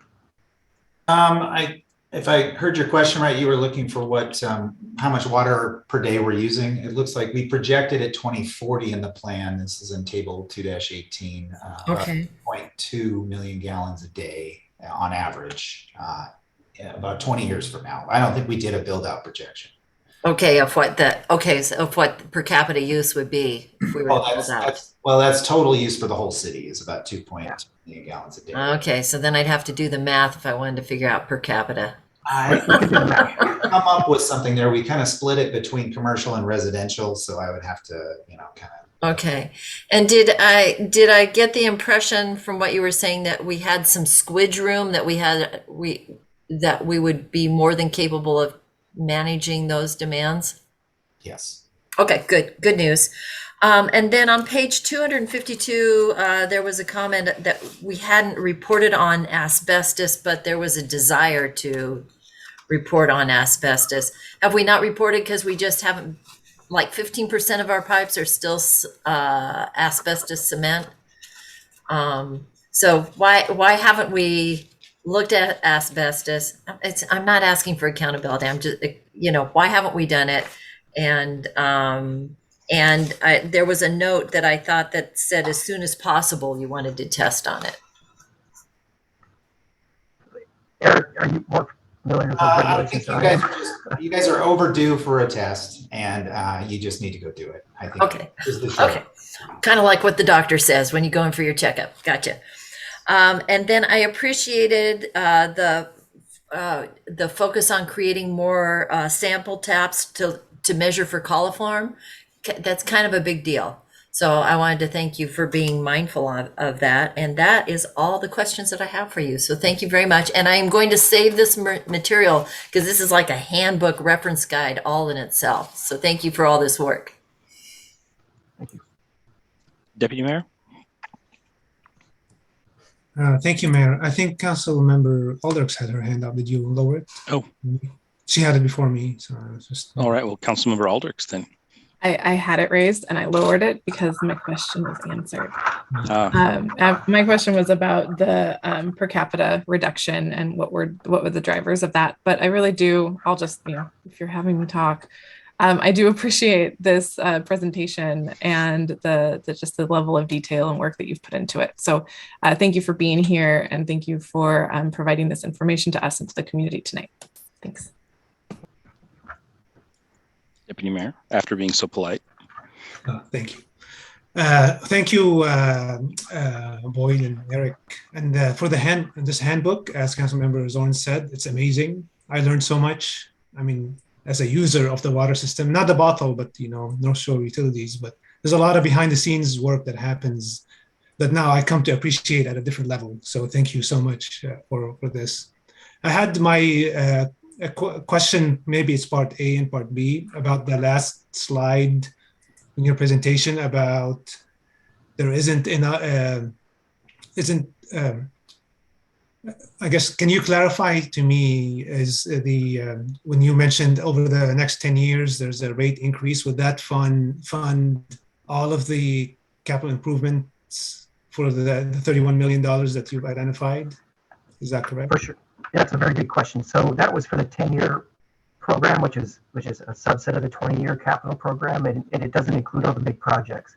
So to fund that, which we think those projects should go forward, we could not do that without what's shown as that 6% rate increase from 21 to 27. Once again, though, these are planning level, and we're always looking for grants and other opportunities to find funds for that. Rate increases are close to the last resort. Yeah. Okay, thank you for clarifying, because that was going to be my second part. The question is, because you open saying the system is a self-funding system, right? We're funded by the rates, and so I was going to ask if there's a portion of that revenue that's reserved for these kinds of issues that arise. And it sounds like the only way we can do that is by identifying the issues and then raising the revenue later, not anticipating those issues as we're currently. Yeah, and let me try to address that one. But and that's what we do a 20-year plan. We want to know what we need to do early on so we can fund for it, plan for it, and do the rest. So I'm sorry, could you please repeat your question? I really want to get this. Yeah, I was just going to ask, I mean, I'm just talking about this portion that you said that there's $31 million worth of opportunities for improvement, right, over the next 10 years, correct? Yes. And 20 years, that's 20 years, 31 over 20 years. I read that as 10. Okay, I misread the slide. Okay, so over 20 years, there's $31 million worth of work, and we're going to raise the way to cover that expense is rate increase plus grants plus perhaps bonds or whatever we need to do to get that. My question is there a way to not have to do bonds or anything like that go to the voters or anything? Oh yeah, for sure. And then and when I said bonds, it could just be debt as in debt or taking out a loan. Yeah, it's basically taking out loan. I don't think there's any forecasted thoughts of going to the voter for some type of levy or bond measure. This is purely internal to the system. If we can take out loans and spread these costs over time, it really helps with making sure we maintain balances. And we do have reserves, like I said. 1.4 million is reserved out of that 6 million to cover big issues that arise and to make sure we can pay for any debt that we already have. Okay, thank you. Can I just add one more quick one to this, Deputy Mayor? You had some very good questions that I actually had in my notes, but unfortunately, with the screens the way they're set up right now, you did ask a question earlier in a different setting of, this is all for the City of Bothell Retail Service Area, which is in King County. How does the city help serve folks that live outside of the service area in Snohomish County? And I'll tell you how we do that. We work with those jurisdictions. We have monthly calls with Alderwood. We were starting the same with North Shore Utility and Woodinville Water District, so that when issues arise, we actually have someone to talk to. And then we do review their water system plans. And when we have development projects come through outside of our service area, or we have customer complaints outside of our service area, we try to be advocates for those folks. So we don't have a lot of leverage with these other districts except good faith, but we do our best to address those issues. Yeah, I appreciate it. Thank you. I saw your response. That's why I didn't ask again. So awesome. Thank you.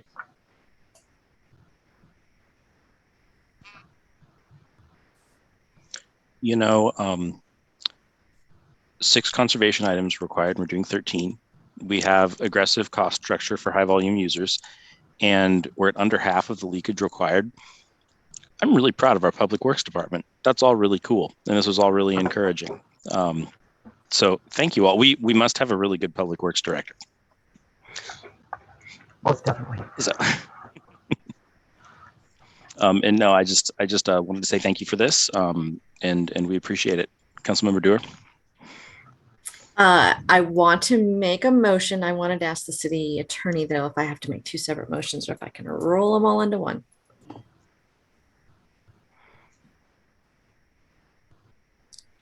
It depends on what they are. Okay, I'll give it a stab and then you can. Sorry. No, all good. All good. I move approval of the resolution adopting the 2019-2028 Regional Water Conservation Goal and conditional approval of the 2022 Water System Plan Update pending Department of Health review. That is an acceptable motion. Deputy Mayor? I second. All right, I have a motion on the floor from Councilmember Dewar and a second from Deputy Mayor Alcabra. Would anybody like to speak to the motion? All right, City Clerk.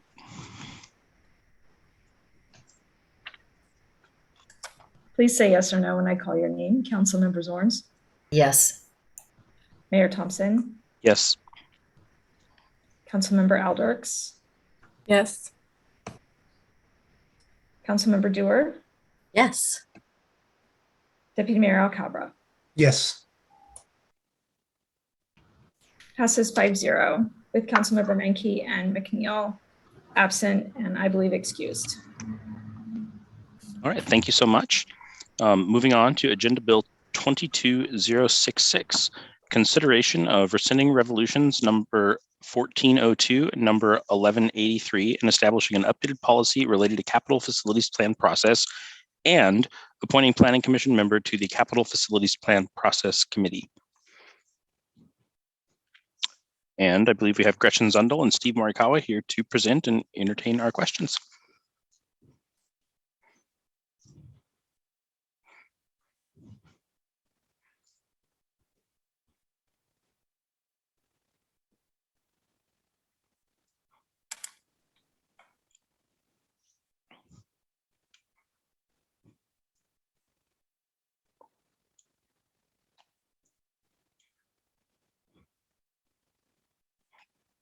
Face. Sorry, I'm muted. All right. Good evening, Mayor and council members. Thank you for inviting Stephen and I to give a presentation on updating the capital facilities plan process. Before we begin, I would like to let you know that I am deaf and I have a cochlear implant. So at the end of the presentation, I may ask you to repeat or rephrase if I am unable to hear or understand your questions. Thank you. All right. So next to the next slide, I'll ask Stephen to take the lead if he's able to take the slide to the next one.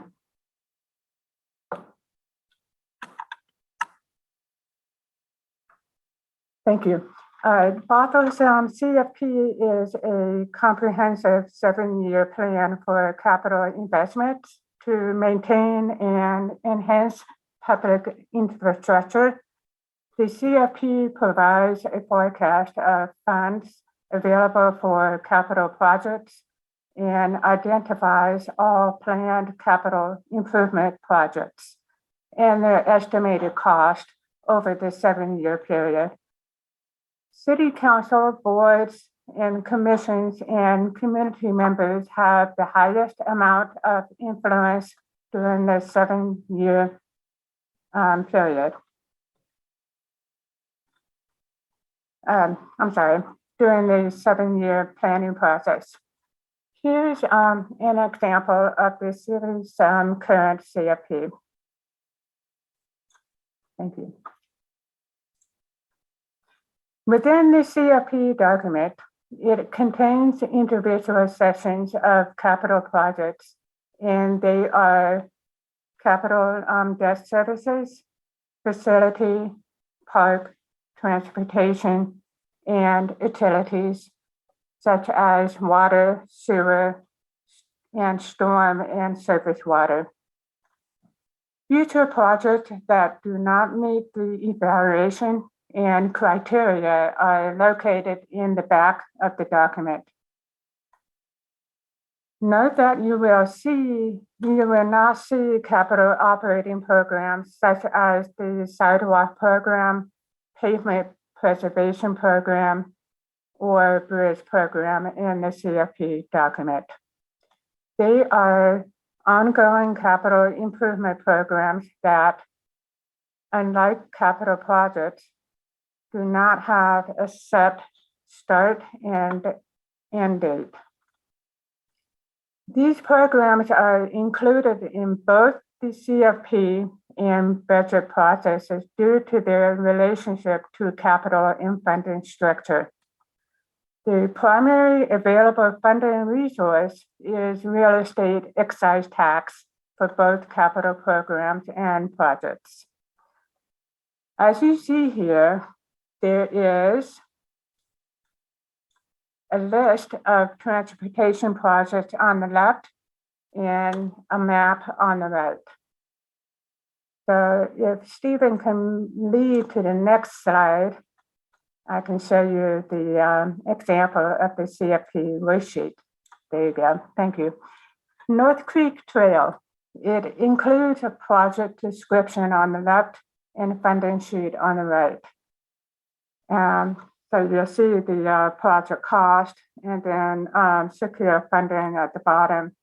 And at the very bottom, you'll see additionally the presentation of annual maintenance and operating cost provide the CFP Program Committee and City Council with staffing, maintenance, and operating impacts each project is anticipated to have on future city budgets. It should be noted that the CFP planning period is 7 years, but only the first 2 years of the CFP planning period is designed to be incorporated in the city's budget. And we'll go to the next slide. And that one is the flow chart of the process.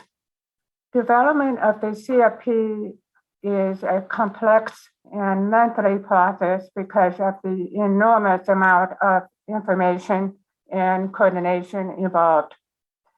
Key steps to the CFP update process are to ensure timeliness and public participation.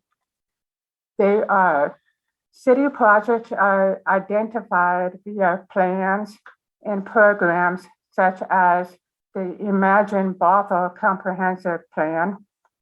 CFP Program Committee is recreated and comprised of 3 council members, 1 planning commission member, 1 parks and recreation board member, the city manager, and finance director. City staff update project cost estimates for ongoing projects and provide initial revenue forecast. Outreach is made to all city boards and commissions, the public, the city council, and city staff. City staff assembles outreach data, gathers CFPPC initial input, and then develops project cost estimates and revenue data for projects that would potentially be added. CFPPC establishes project priorities, identifies funding sources, and makes recommendations to the city council. City council provides opportunity for public review and comment via a public hearing. Then city council adopts the CFP, and the first 2 years of the CFP are incorporated in the city's ensuing biennial budget. Then we go to the next slide about resolution number 1402.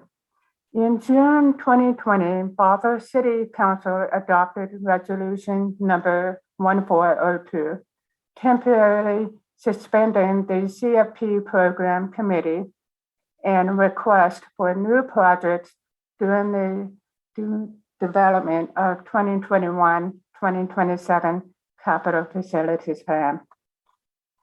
The COVID-19 pandemic had significant and immediate impacts on revenues and the ability to gather groups of people. Committee meetings, open houses, and other events that have historically been used to gather community input could not be hosted at that time. Also, economic conditions impacted revenues, including those used to fund projects such as real estate excise tax. Currently, the economic impacts from COVID-19 are subsiding, and therefore city staff is requesting that council reinstates the public process to obtain community input and reconvene the CFP Program Committee. Now I will hand over the presentation to Stephen, who will talk about updating the CFP process and appointing a planning commission member to the CFP Program Committee. Thank you. Thanks, Gretchen. So there are some changes proposed to the original resolution, although it would remain largely the same. The first change is pretty straightforward. Rather than just call out the storm drain fund, we recommend it be updated to the storm and surface water fund, which is what the utility is now called. The changes in section 7 and 8, while they don't appear substantial, are important for clarifying process and expectations. We want to make the distinction that we are really trying to prioritize projects to fund with the capital facility plan, and that these projects have typically been identified via plans such as the citywide Imagine Bothell comp plan, the PROS plan, and each of the utility comprehensive plans. The idea is that this, as the council heard last week during our discussion of the comp plan update scope, that the city spends a lot of effort in ensuring that implementation is pulling in the direction of an overall vision as outlined in these plans. And the projects that come out of these plans have gone through a public process as well as an adoption process, either through the council and sometimes through both the planning commission as well as the parks board. So the projects have been vetted at that level. They've been coordinated with other elements of the plan, and often they're part of a long-term financial strategy. So we want to clarify that we're asking the public primarily to help prioritize the projects identified in these plans. Our public outreach would be formatted with this in mind. We will have the comp plan, the PROS plan, the utility plans available so that when we discuss them with the project during the capital facility plan outreach and gain their input, the discussion takes place in the context of those adopted plans. Now, this doesn't mean that we will not get input on new projects. And if we do, we will gather that input and we will consider it. However, those projects will be considered in the context of the adopted plans. This approach will also help by not giving the public the false expectation that we're just putting out a call for any desired new project and that there are funds available for them. Finally, for this, I would say that historically the input that we've received has largely not included brand new projects. We typically get a lot of requests for things like filling in sidewalk gaps. Occasionally, we will get a new project requested, something that even staff hasn't considered before. I know of at least one project that's on the needs list because of this. But again, largely the projects and needs have already been identified in the plans, and the public is likely just not aware that they have not been identified, that they have already been identified, but there hasn't been sufficient funds to actually implement them. So in addition to addressing the resolution, staff requests that the council appoint a planning commission member to the committee.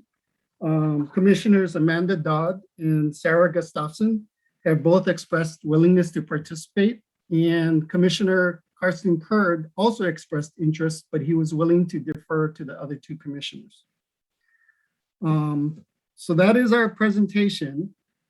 And the recommendation is to rescind Resolution 1402 that reduced this capital facility plan effort due to the COVID impacts, to rescind Resolution 1183 and replace it with a new resolution that has the minor change of the storm and surface water funds and clarifies the intent of the capital facility plan process to prioritize projects, not necessarily just make an open call for new projects. And then finally, we ask council to appoint a planning commission member to the committee. Thank you for your attention, and Gretchen and I would be happy to entertain questions and input. I think I'm going to stop sharing too. Perfect. Yeah, there we go. Councilmember Zorns, you beat Councilmember Dewar by just a hair this time. She got you last time, but you got her this time. I didn't know we were on a race, but you know, game on. It's just the last two. You guys have been like just at the same time almost. Well, you know, great minds. That's all I can say. So Gretchen and Steve, thank you very much. I really appreciate the attention that you've given to this. I do have, I think basically just one question on page 328. You were talking about making some edits on section 8. Is that, am I looking at the right section on, am I finding the right section 8 on page 328? Yeah, I have to get there, I'm sorry. I'm sorry. And then, okay, I believe section 8 is one of the text modifications. Right, right. So I am not asking for a specific answer, but something that I've been thinking about, and maybe you can give me some feedback on, is that I was thinking about when I was out doorbelling in some of the far corners of Bothell, some people were saying, it's like we don't exist, no one knows that we're here, which feeds this question. Might we have someone who has DEI connections to look at this and see if there's a piece of some of the language that might need some looking at? And I'm looking specific. This is just me eyeballing it really fast with a bunch of fifth graders running around, and that's the extent of. I'm just saying now that's the extent of detail of thought I've given to it. So for maybe point C, there may be a different place to put it. It says how many people will benefit from the project, or conversely, how many citizens are being inconvenienced. Is there a way to ask who is benefiting by the project? I believe so. You want it written in the resolution to do that, and I think we probably can come up with language. One of our goals this time around is there hasn't been much interest in capital facility plans. Like I said, there's been a lot of interest in sidewalks, in paving, and that kind of thing. Right. We have engaged a public outreach firm to help us try to get a better input, and especially like you're talking about from the DEI aspect, to try to engage those communities. So I think we could try to put something in the resolution. Right, something that identifies who is also being prioritized in projects. Okay. So thank you. That's all I had to comment. I don't know how you want us to weigh in on the commissioners. I'll save that for the end. Councilmember Dewar.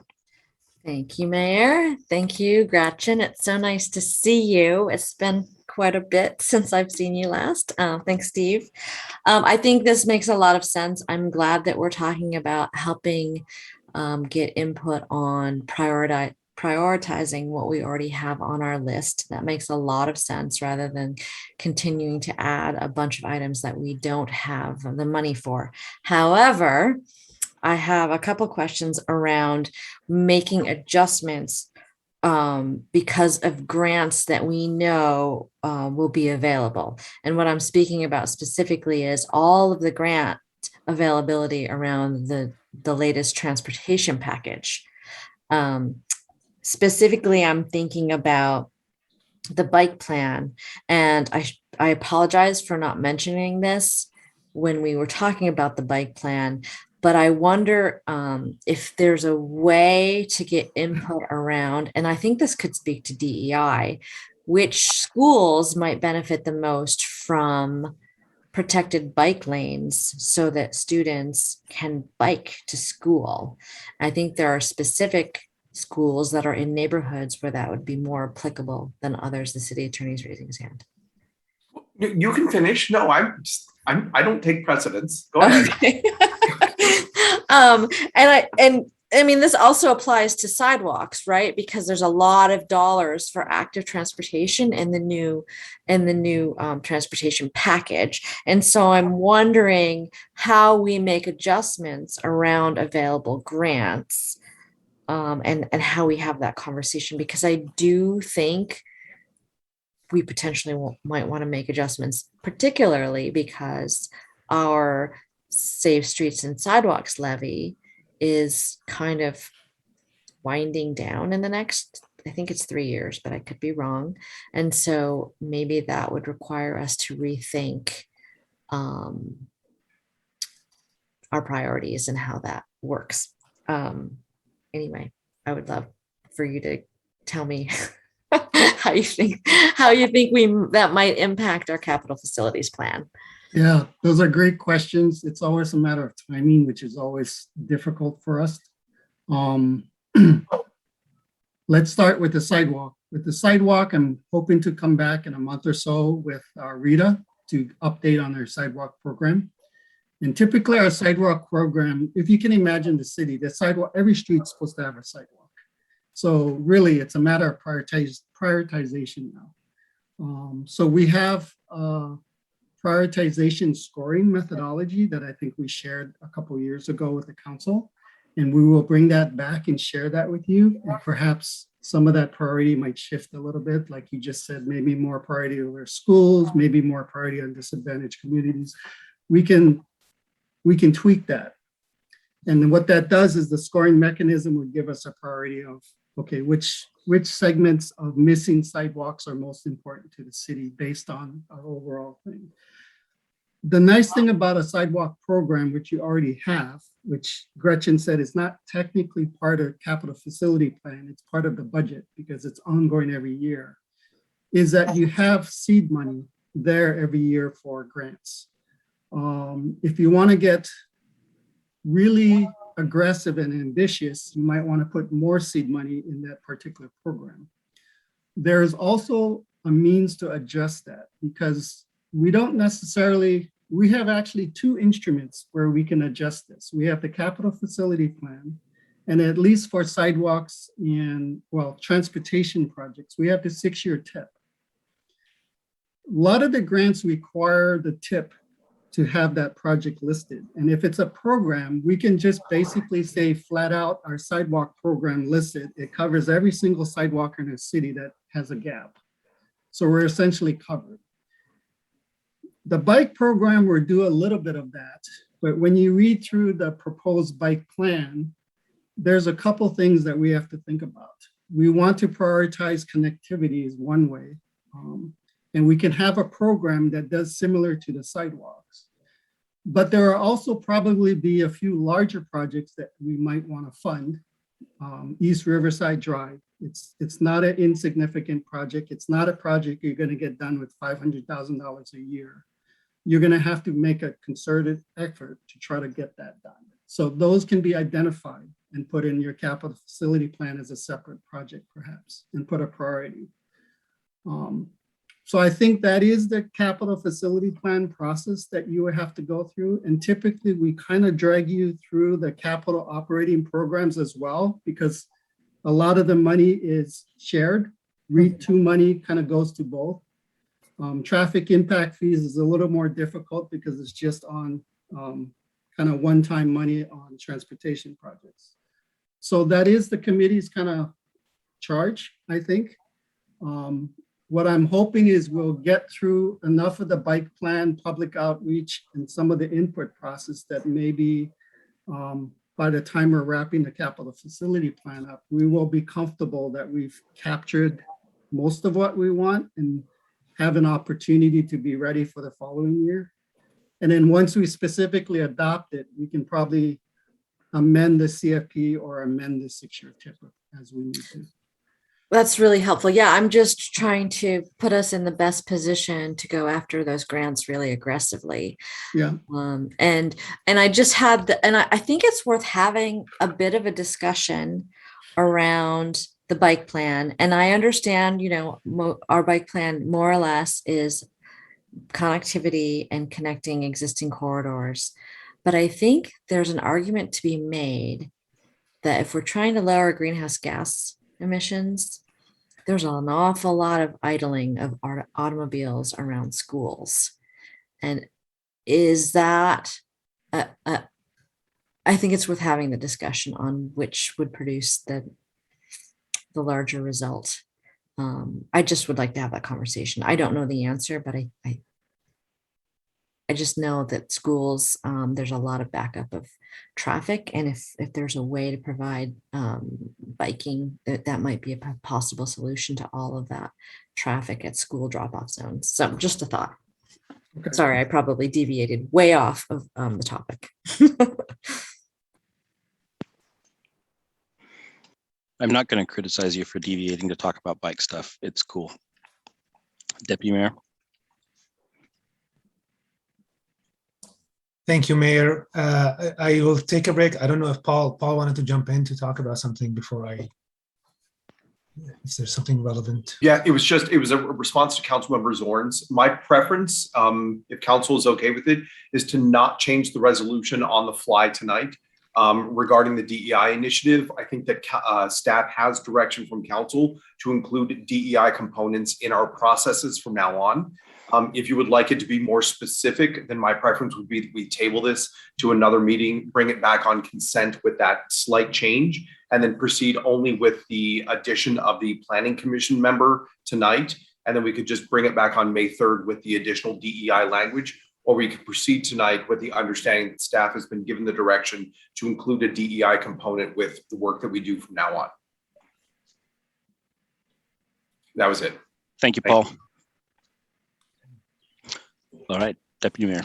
Related to this, I was gonna just make a suggestion to replace the word citizens with residents in 8C, the new 8C. Yeah, I don't have an objection to that.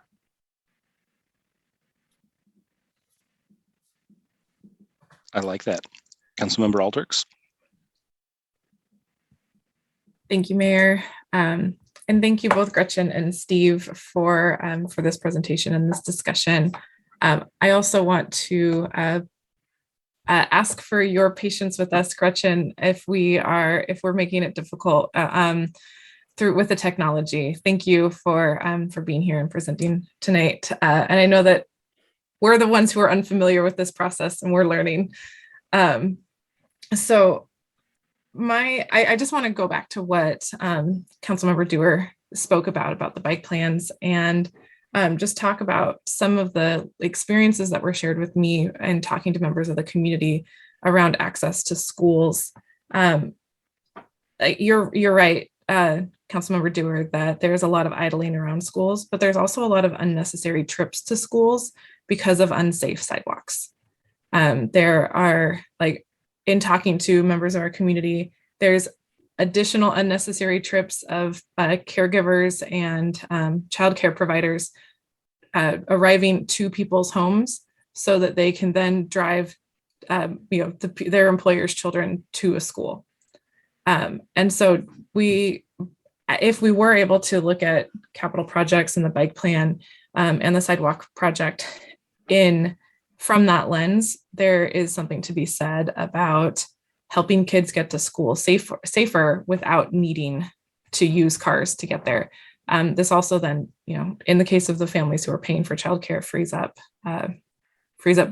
like money for the family for other purposes and uses. So I'm in favor of looking at it from that perspective and making sure that we have safe passage from neighborhoods to schools, both for bikes and for pedestrians. So just want to add that perspective to it. Thanks so much.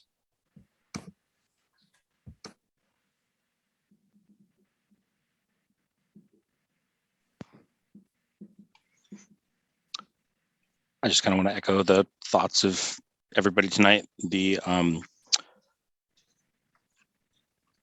The changes seem completely logical. They seem like the right thing to do. I think it's good to not let the public think that we're asking for something that we can't give. So I think just being more explicit is a great way to go. And I don't really have other comments. I would just, I guess I'd just say that what Paul just said about, assuming that staff has instruction to look at everything through a DEI perspective, I'm totally happy making that motion tonight if somebody wants to make a motion. Councilmember Dewar.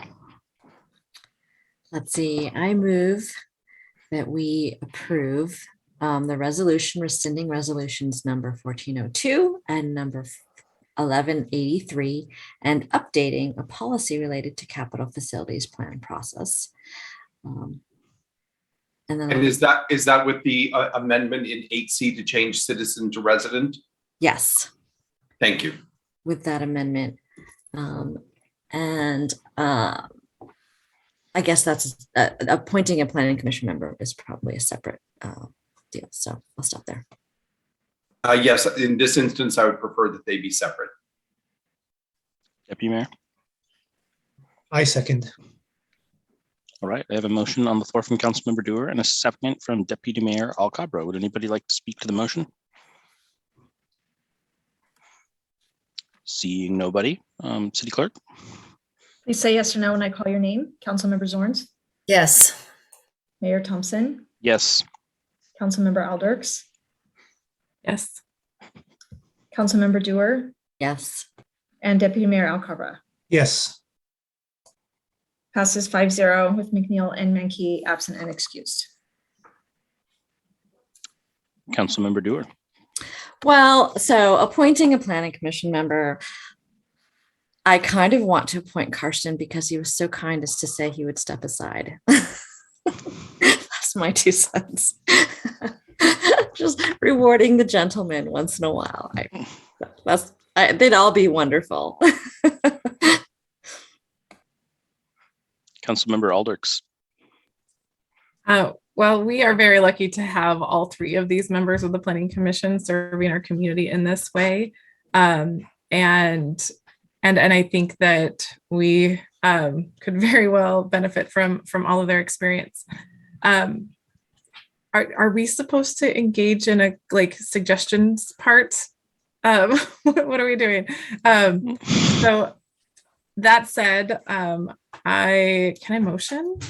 Can we just, you can make, so there's 3 people that are interested. One has said that he will step aside in consideration of the other 2, but it's up to the council to put forth a motion and discuss the merits of that motion. So you are free to make a motion for a preferred candidate. okay, because then we can have discussion, and if we change it, we change it. Okay, so I'm going to make a motion that we appoint Amanda Dodd from the Planning Commission to serve on the capital project support in this group. Sorry if I'm getting the wording wrong. Deputy Mayor? My job today is to second motions, so I second. You're doing great. All right, I have a motion on the floor from Councilmember Alders and a second from Deputy Mayor Alcabra. I'm assuming somebody would like to speak to the motion.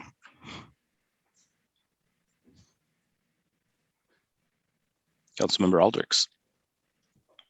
I will speak to the motion as I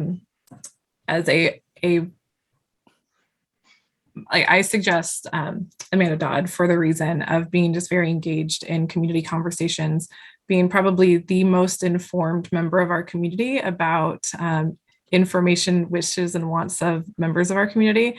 I joke around and say that already she's the de facto mayor of Bothell as an administrator for the community, Bothell community page. Sorry, Mayor. I'm not offended.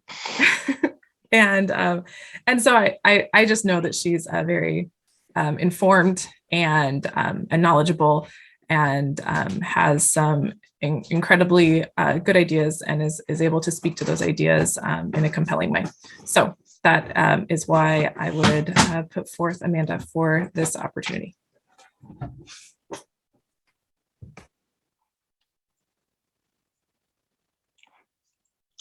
I really enjoy all 3 of these people, and I don't really want to speak in favor of anyone because I don't want the other 2 to think that they are perceived to be lacking in that area. And I think we have 3 great options.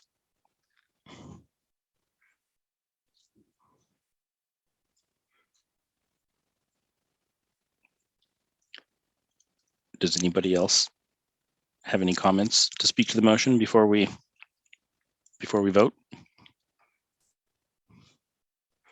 All right, City Clerk. Please say yes or no when I call your name. Councilmember Zorns, Yes. Mayor Thompson, Yes. Councilmember Alders, Yes. Councilmember Dewar, Yes. Deputy Mayor Alcabra. Yes. Passes 5-0 with Councilmembers McNeil and Menke absent and excused. All right, we are going to take a 10 minutes, Rami. Is that good? Make it 20. We'll do 20. We're going to take a 20-minute break. It's 8:10 by my clock. We'll see you back here at 8:30.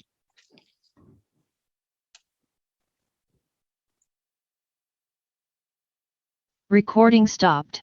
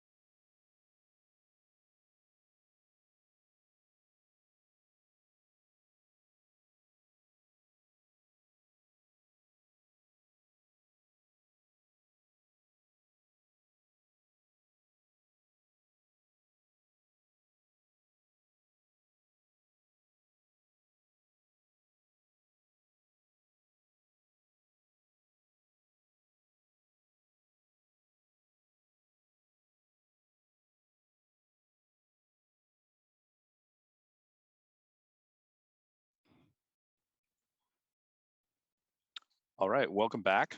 Up next, we have Agenda Bill 22067, City Manager Employment Agreement, which everybody should be smiling right now. And we have Matt Pruitt here to present to us. Good evening, Mayor and Council. It is with a heap of excitement this evening that I present to you the employment agreement for the next city manager. Kyle Stannert was unanimously selected by the council last week after a nationwide search that garnered over 30 applicants.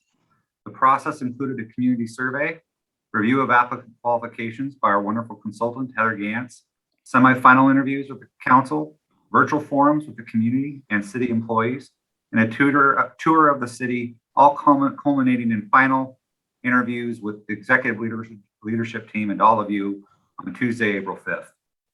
The council received positive feedback about Kyle at every step of our process as he spoke about innovation, employee engagement, community outreach, transparency, affordable housing, DEI, economic development, parks, and many other topics. Kyle currently serves as Deputy City Manager for the City of Fort Collins, Colorado. Prior to his time in Fort Collins, he served in Bellevue, Washington as an Assistant City Manager after serving the city for numerous years as an Assistant Director and Public Records Officer. Kyle holds a Bachelor of Arts in History from Washington State University and a Master of Public Administration from the University of Nebraska. A full announcement of his selection with additional details was released by the city yesterday and is available on our website. The employment agreement with the city manager outlines many items, including salary, medical and retirement benefits, leave benefits, car allowance, and relocation expenses. The agreement also provides for a process under which the city council will review the manager's performance and potentially provide future pay increases.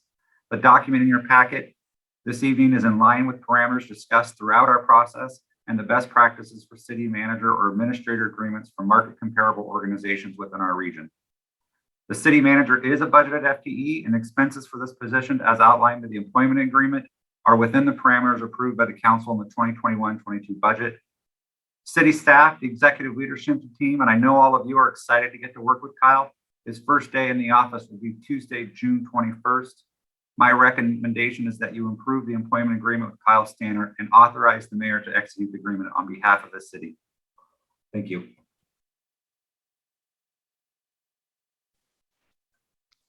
Councilmember Dewar. Well, no one else raised their hand so quickly, so I guess I get the honor. I recommend we approve the employment agreement with Kyle Stannert and authorize the mayor to execute the agreement on behalf of the city. Councilmember Alders. I second the motion. I have a very pleasant motion on the table from Councilmember Dewar and a second from Councilmember Alders. Would anybody like to speak to the motion? Councilmember Zorns. I'm very excited and very encouraged to have Kyle come back into our neck of the woods. And I'm hoping that everyone will make him feel welcomed.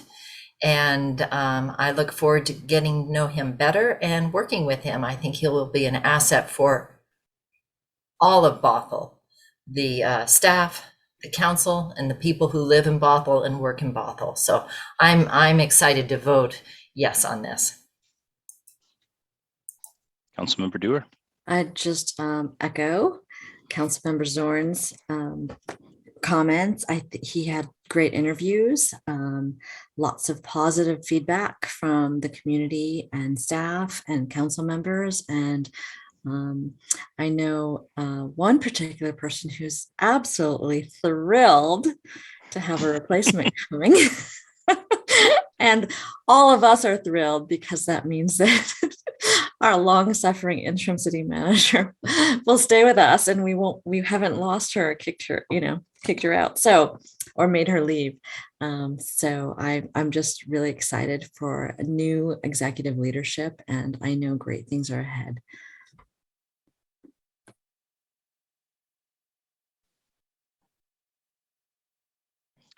I'm really excited that we got Kyle. I think he's going to do a really good job. I'm also really excited for the organization, for Kyle to be able to make some hires. So we have fewer interims in place.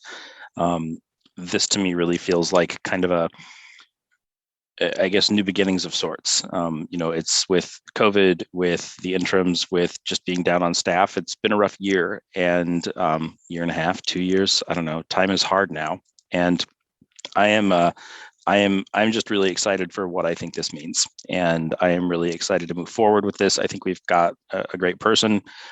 Matt, thank you for all of your work in the process. Aaron, thank you for everything again. And yeah, I'm very excited to vote yes on this motion. City Clerk, I think we're ready. Okay. Councilmember Zorns, Yes. Mayor Thompson, Yes. Councilmember Elders, Yes. Councilmember Dewar, Resounding yes. Deputy Mayor Alcabra. Yes. Passes 5-0 with Councilmember McNeil and Councilmember Menke absent and excused. Fantastic. Yay. I probably will never say that again, but you got to experience it tonight.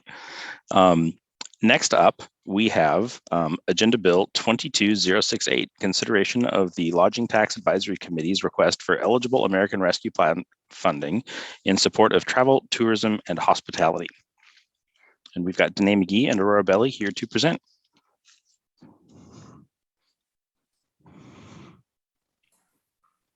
Good evening, Mayor, Council members. I am here tonight, as you mentioned, with Danae. I'm going to just kind of start us off very briefly, and then Danae is going to take over. So Danae, yeah, if you'll go to the next slide there. Thank you.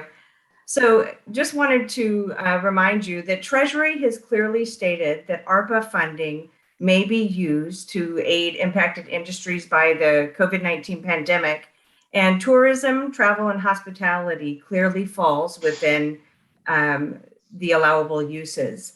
Council approved an initial allocation of $1 million for economic recovery.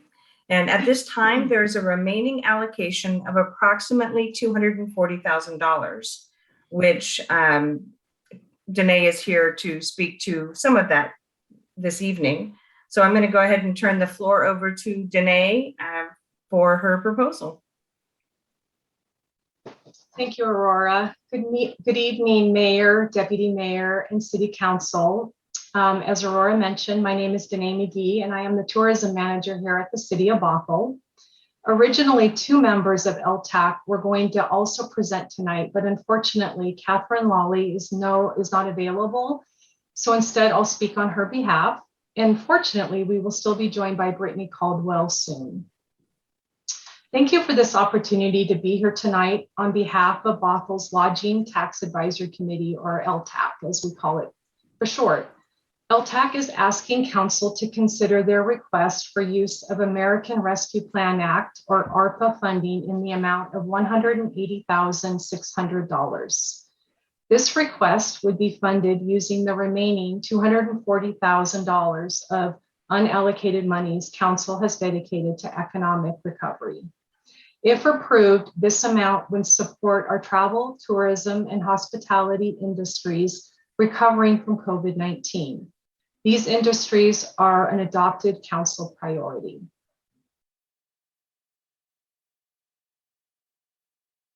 On October 12th, Council approved initial funding for economic recovery.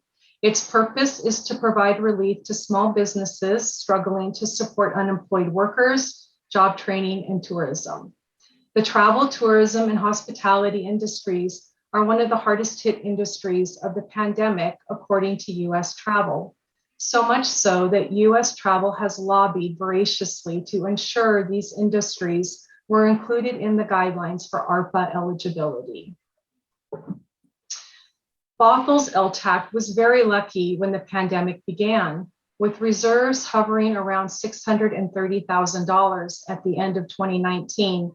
LTAC was able to keep the lights on by cutting expenditures in half while still maintaining the Begin at Bothell website presence with limited monthly social media posts, blogs, and e-newsletters. This was an excellent strategy as revenue was down by an estimated 59% in 2020 and by 32% in 2021, respectively. I would like to add that these numbers, as well as the percentage in your agenda bill before you, are derived by an increase in anticipated revenue for 2020 and 2021 due to the new website, brand, and marketing strategies that were put in place back in 2019. LTAC discussed using ARPA funds to support new programs of work that are tied to the required uses of hotel motel tax funds. Eligible uses of hotel motel tax spending includes tourism marketing to people 50 miles away or more, encouraging them to stay overnight in paid lodging, marketing and advertising of special events and festivals designed to attract tourists, encouraging them to stay overnight in paid lodging, and support the operations and capital expenditures of tourism-related facilities owned or operated by a municipality or nonprofit organization. In the case of Bothell, LTAC uses funds in this category to support the visitor center operated by the Bothell Chamber of Commerce.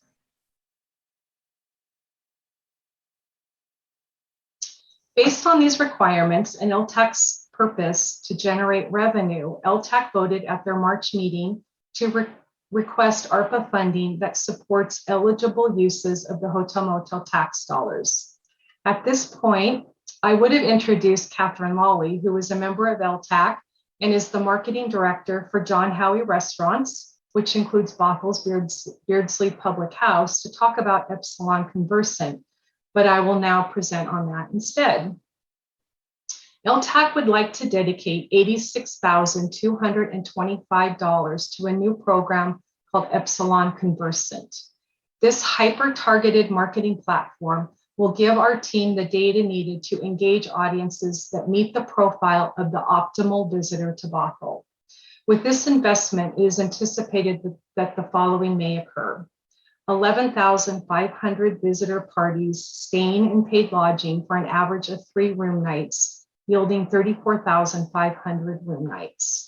Specifically, these funds would be used to push our Begin at Bothell brand through a boost in telling the story about all the great things to do and see in Bothell. It will also be used to support local and regional events. I'd like to provide an example of the success we're seeing with our reduced marketing through our social media channels for our 2021 Sip and Stay program. With a $7,500 investment, we delivered 209 overnight stays in Bothell hotels for an estimated return on investment of over $20,000. This figure represents the average hotel room rate in 2021 and does not even include the boost in Bothell's economy that absolutely occurred for shopping, recreating, and dining. 42% of these visitors came from 50 miles away or more, which isn't bad considering 2021 is primarily a drive market due to COVID-19 as opposed to a fly market. We had visitors from as far away as Florida, South Carolina, New York, Arkansas, and Kansas. And closer to home, we had visitors from California, Oregon, Colorado, and Nevada, specifically participating in the Sip and Stay program.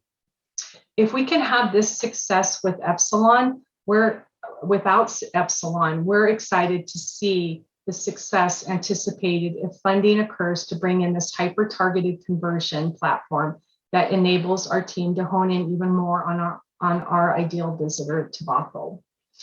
And Kathy asked me to share some additional comments she had, and I will read those verbatim.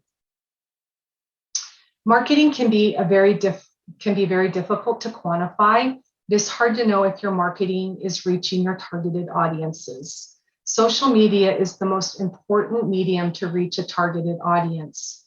Epsilon Conversant not only can pinpoint our targeted audience by age, preferences for entertainment, typical spending budget, income, and more, it can prove or quantify what is spent. Epsilon Conversant has the ability to enrich the customer experience that drive performance at the individual level, enabling marketing built on proof, not promises. In the marketing world, that is a huge game changer. The LTAC mission is to put heads in beds and then to turn that around so visitors will shop in our local retail and restaurants and build our tourism economy, must be kept up with modern technology. Our funds have been devastated by the pandemic and loss of businesses over the last couple of years. Building this back up is no small feat. This tool, however, gives us a proven formula that will bring us to our goals. The other program of work LTAC would like to invest in is a series of weekend events that will occur during the shoulder season. This is the time of year when hotel stays are at their lowest, which is a 6-month period of time between October to March. Packages will be put together offering board gamers options for how they will spend their weekend in Bothell, competing, staying overnight, and dining in our restaurants. Our goal is to host up to 2 competitions per month during this 6-month period. We will partner with the owner of Bothell's local board gaming cafe, and competitions will take place in conference spaces around town, including Bothell hotels and event centers. The gaming board industry is extremely popular and something families and people of all ages can participate in that is both safe and accessible for all. This series has the potential to become a legacy celebration and can serve as a foundation for significant growth. This request of $75,000 will be used for consulting, planning, and other costs such as rental fees. LTAC also requests $19,375 to begin teasing our targeted audiences through paid advertising and organic marketing for this event series. In conclusion, LTAC is requesting 160, I see a typo here, I'm sorry, $180,600, not a typo on the presentation, thankfully, $600 from council for the Epsilon Conversant marketing platform and a series of weekend-long board gaming events. LTAC may return to council in 2024 if revenue from these 2 new programs is not enough to successfully carry on without additional ARPA support. But it is our goal to be independent after this initial investment.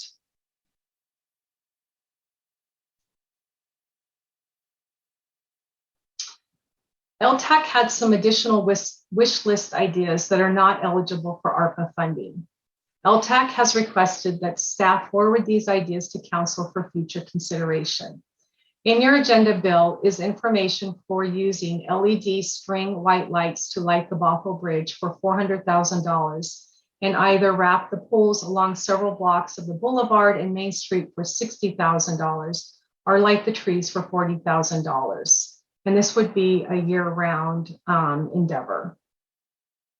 I would now like to turn the presentation over to Brittany Caldwell, LTAC member and executive director of the Bothell Chamber of Commerce, to speak to the other item on LTAC's wish list. I would like to add that LTAC voted in support of using ARPA funds for the request Brittany is about to speak on. However, it is not included in this request since it's not an eligible activity for ARPA funding based on the current guidelines. So I'd like to turn it over to Brittany now. Thank you, Danae. Good evening, everyone. Wonderful to see you all. I'm glad to be here. I want to reiterate my support of the proposal that LTAC has put together here as serving on the LTAC committee. It is really important that we support our hotels. Like Danae mentioned, I mean, a 79% decrease in revenue is substantial and something that we are going to need to help our hotels to recover from. So if you're following the numbers, like Danae mentioned, $240,000 was allocated from council for tourism support. And you'll see the proposal here is for the $186,000, and that excludes what was voted on, which was the visitor center. Unfortunately, we have since learned that the visitor center may not be an approved ARPA expense, but however, we appreciate the opportunity to present this item for consideration because it's unique, it's valuable, and it is time sensitive. So the request that was supported by LTAC originally at the meeting was supporting the visitor center with an increased, so it's $59,400, and that is to cover an increase in rent for a ground level space. So if I may present on the item briefly, a little bit about the Bothell Visitor Center. Our chamber has had the honor of serving as the contracted official Bothell Visitor Center for over 17 years. It's our pleasure to greet hundreds of guests a year, whether they're visiting Bothell, new to the area, considering relocating, or just looking for a new adventure throughout our community, So our chamber staff takes time to share information and answer questions about the community and offer valuable resources for our visitors, from methods of transportation to maps to local resources, parks, trails, restaurants, shopping. We strive to provide the most valuable and frequently requested resources available. So in addition to helping our walk-in guests, we also help those that call our office, send us requests via our online login portal for questions about visiting our area. And we are continuously updating our website in partnership with the City of Bothell and the Begin at Bothell program to support our region's attributes. So we even, if you didn't know, we mailed custom packets to those looking to visit or relocate to our area as well. So the location, why are we requesting funding for an increase in rent? We have always believed that the most successful location for the visitor center is on Main Street in the heart of our downtown. We were originally in downtown Bothell, and then the adorable building we were in was removed to make way for the new City Hall building. We therefore moved to Country Village. And in 2018, due to the support of the City of Bothell, we were able to relocate back to Main Street and in our current location. So we are currently in the Mills building on Main Street, and we are in the second floor above Music and Arts. So we're very proud of this location and what we've been able to do, and glad to be on Main Street and thankful for the city's support. But it does have limitations. The space is on the second floor. So we do have a chairlift, but it is on the second story, and there is a significant stairway between us and the public who wants to visit us. So we have identified a space on Main Street that has recently become available that was previously occupied by Allstate Insurance next to Graham's Royal Tea. It is available now, and we've been negotiating lease terms just to see if it's even possible, and that's why we are here today. So, whether someone visits Bothell by bike, by car, in a wheelchair, with a stroller, on foot, we want to be able to serve them the best possible. And that's why we are looking for a location that services that. We love that it's on Main Street, that it is the proposed location also connects the pedestrian only street to our pop shops, to Bothell Way, to our future development. And we love the idea of activating that area. It's also not one of the prime retail, storefront locations, because we want to recruit and retain retailers in our downtown core. So we are excited about that. And we're continually looking at ways to enhance our visitor center. So we want to enhance the assets that downtown Bothell already has. We have fabulous restaurants, wonderful retail. So how can we activate our space and support those existing items? So whether that is selling Bothell merchandise, whether that is showcasing local artists on a rotating basis, we're also looking at updating our walking map. How can we showcase all of the things that we can walk to? So we believe the Bothell Visitor Center supports economic recovery and vitality. We believe that the project is complementary to Council's vision of an active and vibrant community that's inclusive, accessible, and welcoming to all. And financial sustainability, we know it's important. We understand that the current funding mechanisms are limited, one-time monies often, and moving to a ground level space, it is more expensive, unfortunately. We've been planning to look for ground level space, and the pandemic, as Danae mentioned, has really impacted LTAC dollars, and funding like this would really kickstart the project. So want to reiterate that, LTAC, although the funds have been reduced, the commitment to the visitor center has remained strong. When identifying our 3 top projects for ARPA funds, the visitor center was right at the top alongside marketing and events. And should we decide this is a good project for all of us to endeavor, then we anticipate this to be a long-term commitment and a long-term lease. LTAC has funded the visitor center for over 17 years and is committed to funding the visitor center even at an increased rental rate for years to come.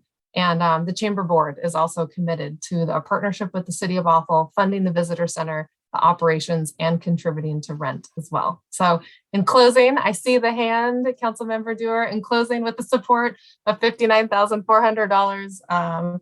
The City of Bothell, LTAC could have the opportunity to capitalize on this rare opportunity for a ground floor vacancy to better serve our community. better serve our current and future residents, our daytime visitors, and our overnight guests for years to come. Thank you for your consideration. And Councilmember Dewar, question. Go for it. So I think the proposal is fantastic. We're going to be the place between the Friday night markets and the gaming activities. Who's not going to want to come to Bothell? I mean, we got it going on. So I'm really excited about that. I fully support the visitor center being on the ground floor and being accessible. We talk about equity in our community, and that's certainly one way that we can be more accessible to everyone and just have a visible presence, which I don't feel like it's quite that visible right now. So I'm fully in support of that. But I did want to say, in regards to these LED string lights, I feel pretty strongly that we should be including string lights on Main Street overhead. And the reason I believe that is because we are going to have these Friday night, I don't know, parties, I guess is what we're calling them. And some of them will be on Main Street. And some of them will be at City Hall. But because we've closed Main Street, I think it's important to have a visual connection to wherever the music might be to Main Street. And so I'd like to have our Parks Director, Nick Stroop, look into that as an option, stringing lights overhead on Main Street. I think probably we're doing a little bit of that too at City Hall Plaza when it comes to planning for the events. But I think it would be really important. And I would love at some point for us to develop more of a vision around Main Street, but maybe that's a little bit off topic. But it's all, to me, it's all business and it's all LTAC because it's all about creating spaces and community and events. So I think those are my 2 comments. And I just want to thank you for putting this presentation together, Danae and Aurora, and thanks for speaking to us, Brittany, on these other considerations. I'm fully in support. So thanks. Councilmember Zorns. Well, I want to support this and not sound like I'm tooting my own horn, because it really was a group effort when LTAC was having this conversation, and it was bare bones. And I have to tell you, Councilmember Dewar, we talked about lights on Main Street, and we were just shaving. Danae, interrupt me if I'm incorrect. We were just like, oh, scratch that wish off the list. Just going bare bones with what we thought we could be doing. So when you say lights on Main Street, I have to tell you, everybody on LTAC is going, yes, that was part of our wish list.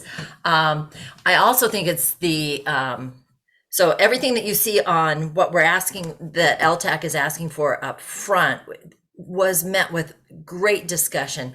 It was not, we were like, what do we want? And then dial it down. So it's very, I will guarantee that it's very dialed down and still trying to approximate what we're trying to achieve with this. But the also lights on the Bothell Bridge, trying to attract, when we talk about trying to attract flow of people through Bothell, we just all felt that lights on the bridge would just make it a signature piece that people would see coming through town or walking through the park or going on the trail. So if we can have that conversation down the road on our wish list, that would be fantastic. All the support that you can give the people who on LTAC who've worked hard, from Aurora to Danae to Brittany to the rest of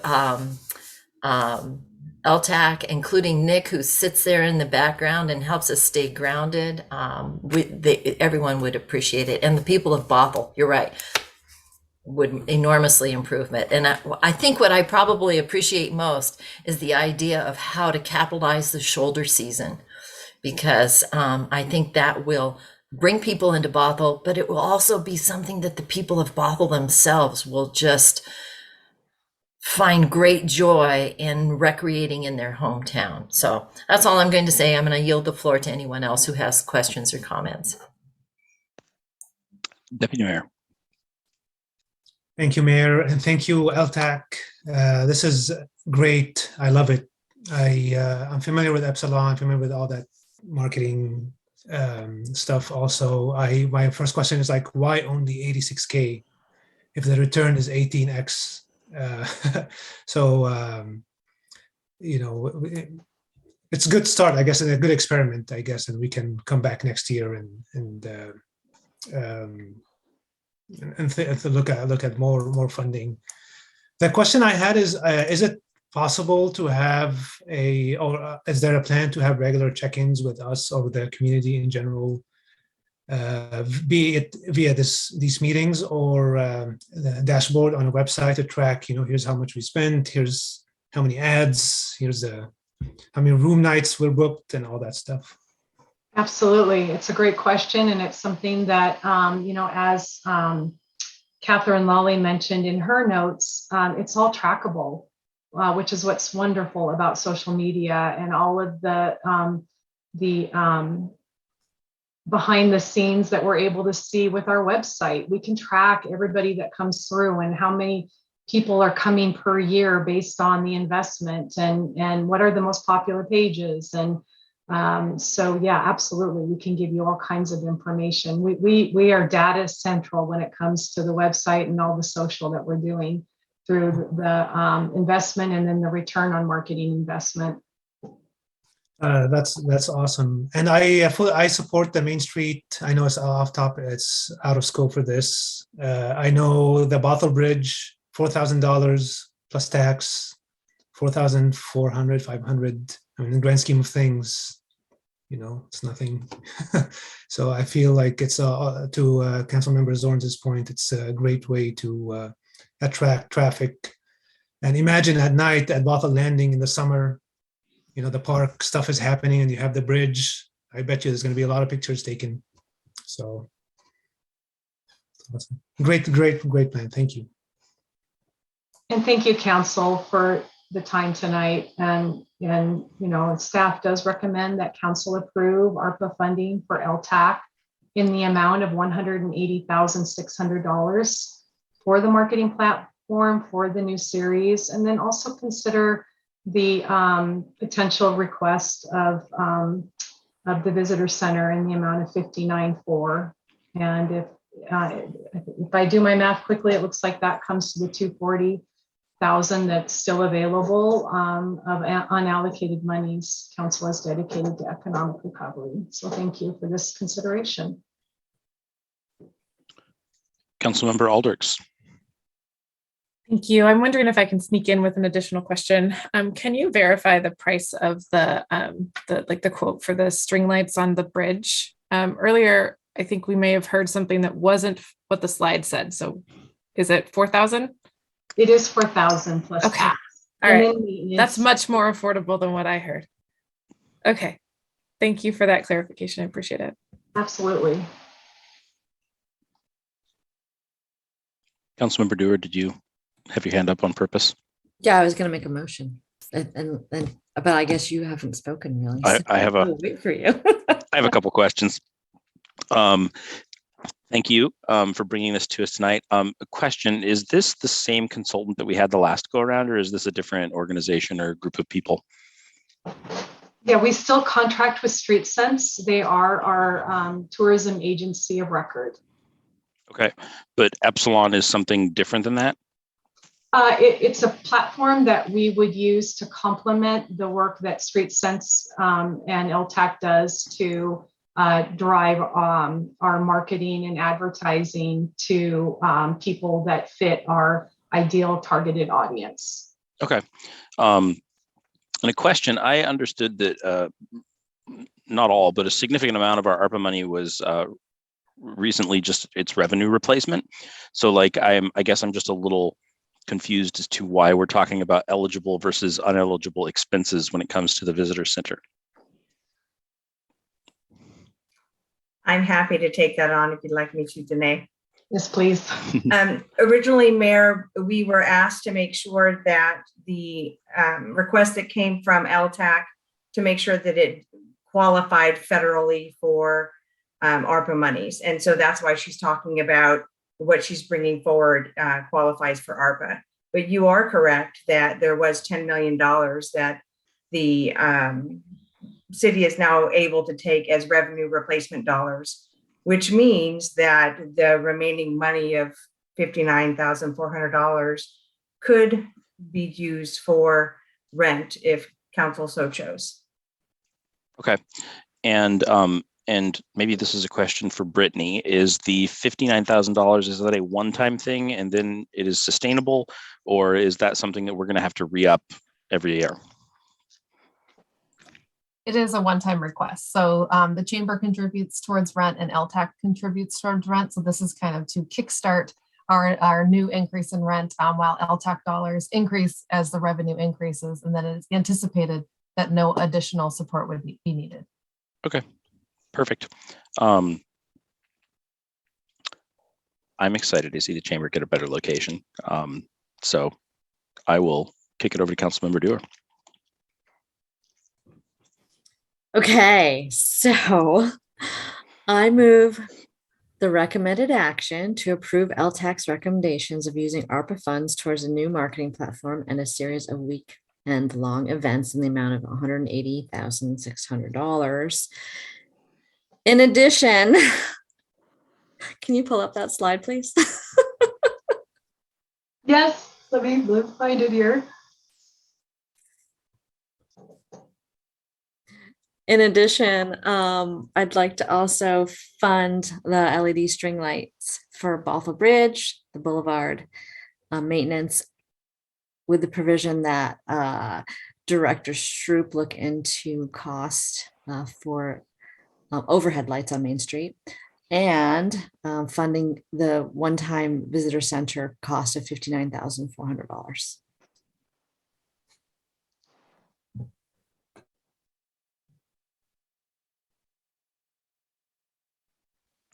Councilmember Zorns.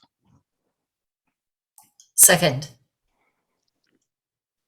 All right, I have a motion on the table from Councilmember Dewar and a second from Councilmember Zorns. Would anybody like to speak to the motion? Deputy Mayor? Just a question, just want to make sure the math, I couldn't do all the math. I just want to make sure that we are within the budgeted, the allocated budget, I guess. That's all. I believe I'm reading, if I'm understanding the motion, it included the 240 that of remaining unallocated funds. In addition, I thought I heard the 4,000 for lighting the bridge and potentially additional funds for overhead lighting on Main Street. Is that correct? That is what I heard. Councilmember Dewar, feel free to correct. In addition, the Boulevard, lighting Boulevard up Bothell Way to McMinimans and the maintenance. So everything listed here, in addition, overhead lighting on Main Street. Look into overhead lighting on Main Street. Would you prefer to the investment of 60,000 of doing the poles on the Boulevard in Main Street, or the trees, which is so sorry to interrupt. As a point of order, there is a motion on the floor, and so that if Deputy Mayor, oh my gosh, I can't believe I just did that. If Councilmember Dewar would like to augment that or rescind that, there would need to be an amending motion. Okay. Can I make an amending motion? Yes, you may. Yes, you may. So I amend my motion to clarify the Boulevard up Bothell Way to McMinimans and 2 blocks of Main Street year-round for trees, the trees. Councilmember Zorns. Second. Okay, right. So I'm sorry. Just to clarify, I'm okay. So I'm sorry. So could we perhaps rescind the motion and amending motion and start over just for the purposes of clarity? I rescind both my motion and amending motion. And just, can we just have a raise of hands, like everyone's okay with rescinding the motions? And okay, thank you.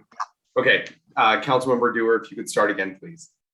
Okay, I move the recommended action to fund LTAC in the amount of $186,400, and additionally to fund LED string lights for the Bothell Bridge, the Boulevard up Bothell Way to McMinimans, and 2 blocks of Main Street year-round. Tree. Perfect. Maintenance for both lighting concepts. Yes. The visitor center in the amount of $59,400, and additionally request the Parks Director look into lighting overhead on Main Street. That works for me.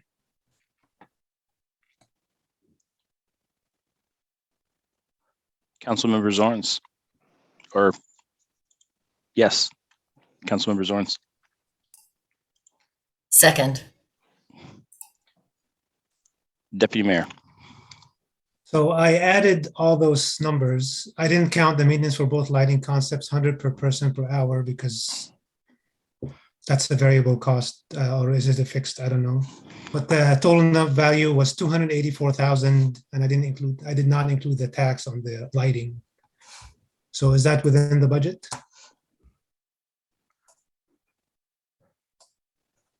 So I can't speak to whether or not that was included in the budget. That's for Aurora. My apologies, Aurora.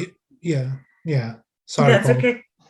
That's okay. So initially there was the $1 million that was allocated for economic recovery, and Jeannie Ash had given a list of projects last council meeting, which she was hoping to fund with that $1 million, and it left the $240,000. So there is a slight variance there. However, the one thing I would say is looking at the list of things that Jeannie brought up, one of them was the Trusted Community Partner Network for $100,000. I know we have not moved forward with that at this time.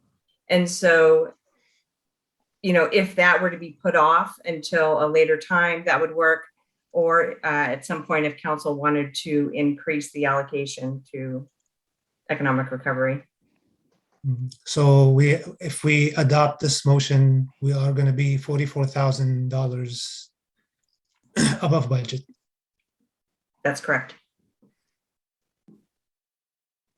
But given that there's the other piece that hasn't been started yet, so potentially you can, have $5,500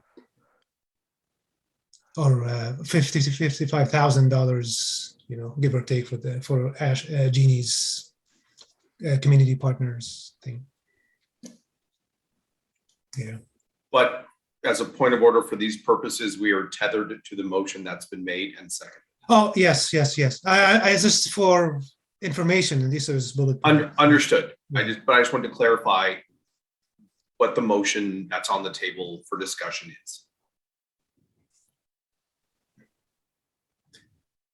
Can I ask a question to the group then? Is there something we can give up to get within budget? So at this point, because there's been a motion with a second, there's only discussion. Okay. So can I anybody want to discuss, or can I amend? So a question of information of staff would not be appropriate at this time. This is the time for council to discuss the motion that's on the floor. If you wish to not vote in favor of the motion because you wish further clarification, or if you would like to make an amending motion or something like that, that would be appropriate at this time.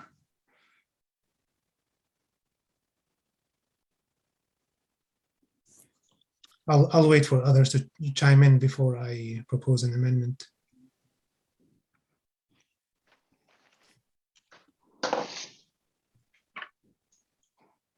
Now the question is anybody else going to raise their hand and chime in?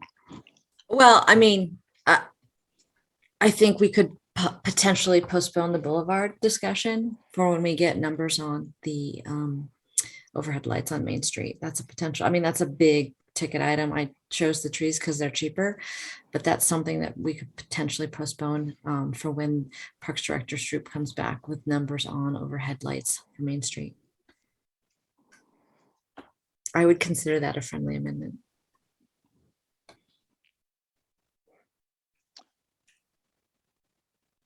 We could postpone that, and we could, and this might be out of scope for this conversation now. I have no doubt Paul will tell me if it is. Could we also move to postpone the other item listed that hasn't been spent yet, and then we can compare the relative merits of those two at a future meeting? And that would also not be germane to the current motion before the council. Okay.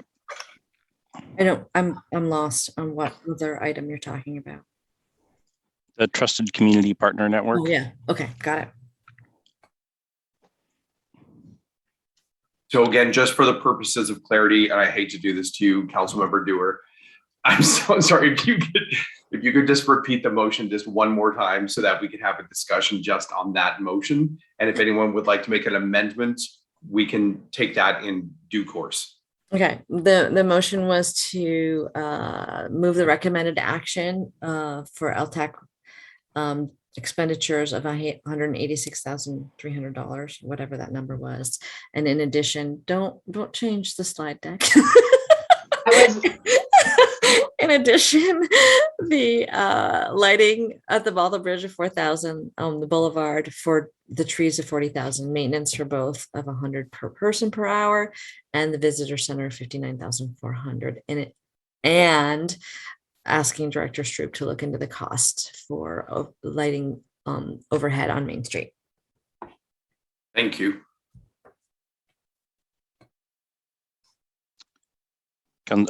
Deputy Mayor Alcabra. I would like to amend the motion. Paul, do we need a second before we amend it? No, because I was just asking Councilmember Dewar to repeat it. Okay. Which he had already said, and that had already been seconded. So it would be proper for Deputy Mayor Alcabra to propose an amending motion. Okay, awesome. This is a good exercise in Robert's rules. I love it. I propose an amendment to remove the Bothell Bridge lighting and the boulevard light, the boulevard up Bothell Way and 2 blocks of Main Street trees lighting, and append that to the request to Director Stroop while keeping everything else. Okay, is there a second? So if I understand you correctly, there's an amending motion to remove the Bothell Bridge lighting and the Boulevard and Bothell Way up to McMenamin's lighting from Councilmember Dewar's motion. Is that my correct understanding of your amending motion? Yes.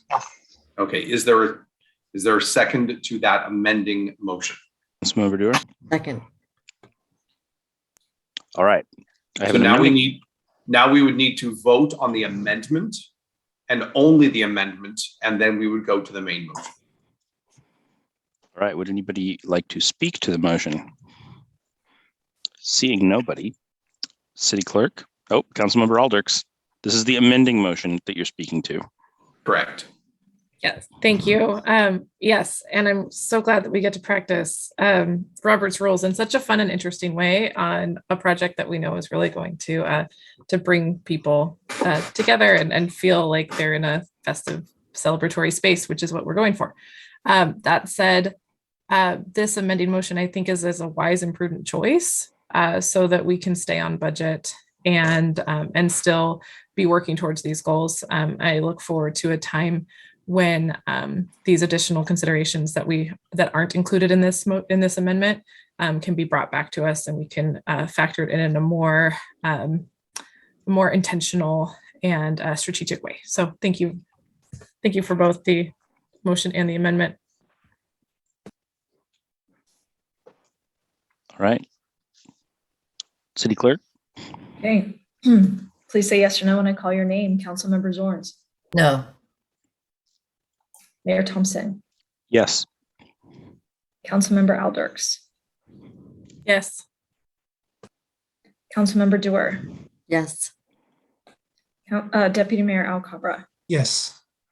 Amending motion passes 4-1 with Councilmember Zorns dissenting and Councilmember Mankey and McNeil absent and excused. All right. So now we have a motion on the table, the main motion. Would anybody like to continue to discuss the main motion? Is it appropriate to ask for that, Paul? It is. All right. All right. Can I ask a question of staff at this point? Unfortunately, no. Okay, I'll wait. Because there's, yeah, okay. Because there's a motion and a second, so it's just discussion and then vote. All right. Seeing nobody who wants to discuss, I think we are ready for a roll call vote on this as well. Okay, main motion, Councilmember Zorns, Yes. Mayor Thompson, Yes. Councilmember Alders, Yes. Councilmember Dewar, Yes. and Deputy Mayor Alcabra. Yes. Passes 5-0 with Councilmembers McNeil and Mankey absent and excused. All right, Councilmember Dewar, now you can ask your question. Well, I just, I was curious regarding Councilmember Zorn's dissent, and also, I guess, I'm guessing at her dissent, or not agreeing, and I'm just hoping that we haven't done anything to postpone this important work getting done on time for our summer series. So that was just a concern, and I wanted to ask interim city manager Lenhart if she had any feedback on that.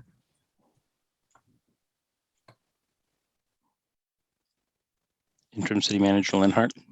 I think the question about the being delayed in time for the summer series is probably a better question for tourism manager McGee, because I don't know what the planned schedule was. And or are you asking about bringing it back? Because the council approved the Main Street lighting, correct? But just not the boulevard lighting? We didn't approve any either lighting one at this Okay. point. Okay. Because we thought, I think the thought was we would approve it all at once and have a cohesive plan. Understood. Yes, I don't know when that would need to be done, but I think in bringing this to council this evening, it wasn't thought that council was going to be approving these items this evening anyway. But perhaps Councilmember Zorns or Ms. McGee can respond to timing element. Councilmember Zorns, would you like to respond to Councilmember that? Zorns. Well, I think Danae could probably speak to it better. My concern is the timing. My judgment call was that, and I'm speaking to my vote here, which I know I can do. My impression was from Aurora was that we did have squidging room, that we could easily do this lighting, and time was of the essence. Now, if I'm being an alarmist or being overcautious, Danae, you weigh in and tell us what is a realistic time frame for this? I am not coordinating the summer concerts or performance or Friday night activities. It is, coming upon us soon.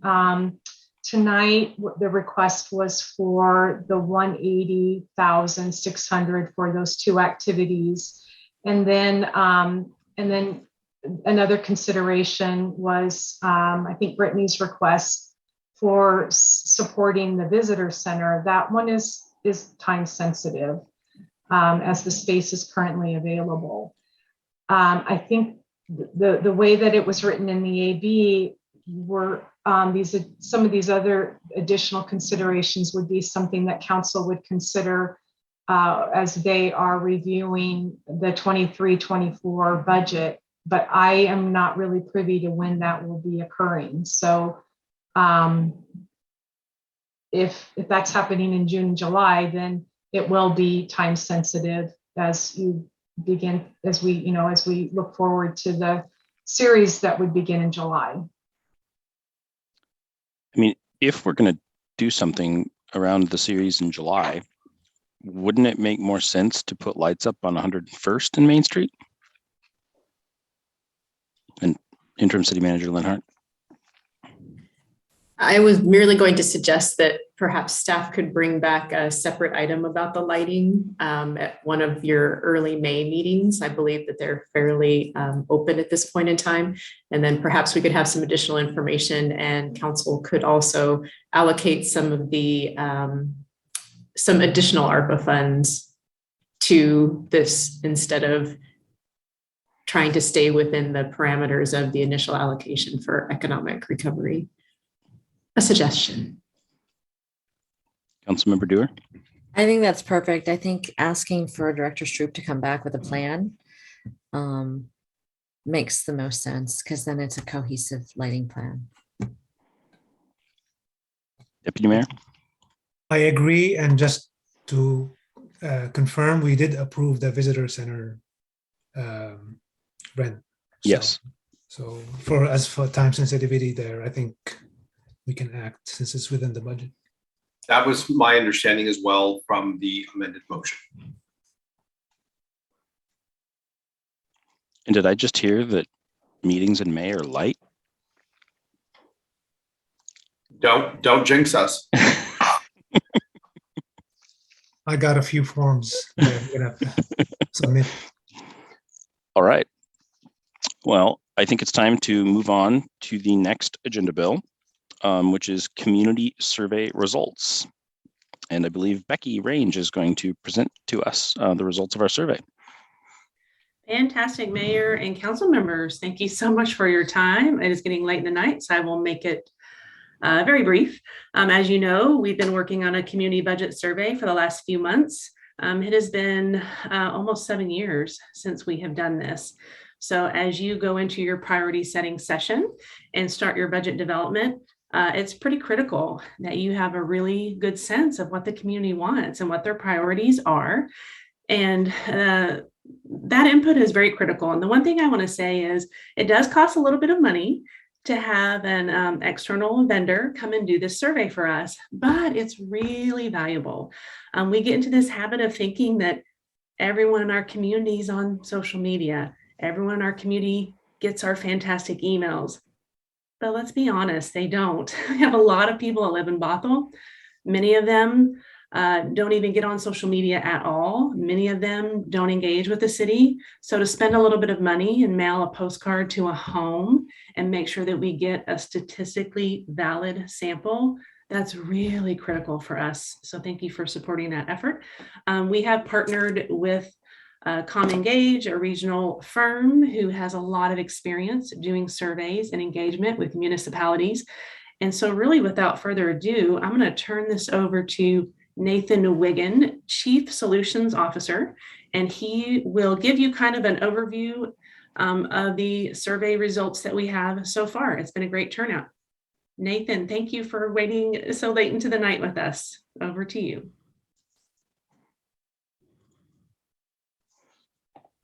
I was muted. Sorry. Thank you. You got me out of having to put my kids to bed. So, hey, I'm not going to complain that much here. As Becky mentioned, I'm Nathan Wiggin. I'm the Chief Solutions Officer and one of the owning members of ComEngage. We're just kind of a little ways away from you over in Edmonds. And I'm here to present the results from the 2022 Resident Budget Survey. Here's just a brief agenda. We're going to cover the methodology. It's about 3 or 4 slides. We're going to go into some really high-level overall findings about the city of Bothell itself. We'll get into the budget priorities section, and then we'll go to an importance and satisfaction with city services, which leads right into a quadrant analysis. So we take this importance and satisfaction, distill it down into what we hope are easy to read maps. So beginning with the methodology, we do what is called an address-based sample. We worked with the city to define the limits of the city, and we go out to a sample company and we purchase a random selection of addresses within the city limits of Bothell. When we get this random list of addresses, our partner will then append information, landline, cell phone, and email wherever possible. We end up with a couple of basic buckets. We end up with people with lots of contact information, with some contact information, and no contact information.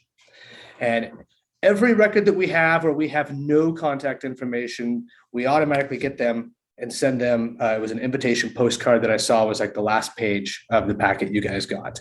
Additionally, we send a random selection of the others for whom we also have information, a postcard inviting them to take the survey online as well. It had a postcard, it had pretty things, a little short URL that they could use. And then we start an email campaign. And for non-responders, we can start a phone campaign. And additionally, the final thing that we did after we had ran this address-based sample for a while was we did provide like an open link for the city to push out publicly through social media or whatever ways you would like. Going into the questionnaire really quick, it was a fun process to create a questionnaire. As Becky said, it's been years, so we kind of got a fresh start. We reviewed the past and current council priorities. We reviewed current issues, current surveys in the area, and a list of services offered by the city, and kind of distilled it down into the four main sections we're going to talk about: the overall perception, budget, performance, and importance, and then there's the demographics as well. The survey was actually a very nice length. On the phone, it was just under 12 minutes. Oh, sorry, pardon me. On the web, it was just under 12 minutes. On the phone, it was just over 17 minutes. Phone usually takes longer. It's because you have to have the two-way communication. People can't talk as fast as they can read. So the result of all of this was actually over 750 surveys in total. But we broke this up into just two main buckets. Those that were completed from the sample, the scientific sample that we pulled, and then the open survey link. Throughout this presentation, we're just doing the address-based sample. I will give you a couple of examples where we compare it to the rest of the population so that you can see if there are any narrative differences. As a whole, there's no real narrative differences there. There's nothing substantive that stood out and said, oh man, this group of people, like the open survey link, had completely different opinions than the address-based sample link. And that's good. That shows some more soundness and validity. We like to talk in the statistics world about a margin of error. And so I've got it up here. Basically, it's plus or minus 4.4% or 3.98% with a 95% confidence interval. Regardless of the actual population size of your city, your margin of error is based off some complex math that really smart mathematicians understand. But in essence, what we're saying is that when we get this 599 people that we spoke to, if we repeated the same survey 100 times using the same methodology, we are certain that 95 out of 100 times we did this, our results would be within plus or minus 4% of what you see here. That's like the maximum margin of error on just a bipolar yes or no question. So each question has its own individual margin of error, but we don't need to get too deep into that. Basically, it's pretty good. You're within plus or minus 4%. Most of the time they do plus or minus 5% when they survey like thousands and thousands of people across the country to do polls for presidential elections. They might get within 1 or 2%. And that takes 3 to 4 times as many people as you guys have talked to. The last thing on the methodology side that I want to talk about is we do weight the data. While we had a relatively representative sample based off of population like age, gender, race, and dwelling type, we still weight the data proportionate to the census or the American Community Survey, whichever data has what we're looking for most recently. Just to kind of shore up that when this is repeated in the future, if there are any changes, we know if the changes are actual changes as opposed to, oh, we sampled a whole bunch of young people this year versus a whole bunch of old people. The two charts in the bottom left of this, they give an example of what the impact of weighting is on this data. You can see that your mean score is the same and your distribution scores change by give or take 2%. A lot of this is rounding. It ends up being about 1.5% on either side, and we just round it. So weighting does not, if it's done correctly, if you have a good sample and you do your weighting correctly, it doesn't really change much. Again, a thing will change 1% or 2% here, but you're not going to change any of the narrative or any of the storylines. So are there any questions on the methodology before I start digging into the results? All right, I see heads shaking. On the overall findings, so we ask a series of questions we call Simple Six. It's really a high-level overview to say, how do residents feel about Bothell in these 6 areas? And then we have a mathematical formula, a logarithmic formula that we put together to create a 5-star system, kind of like a 5-star hotel or whatnot. We do specifically design our algorithm to be bell-shaped.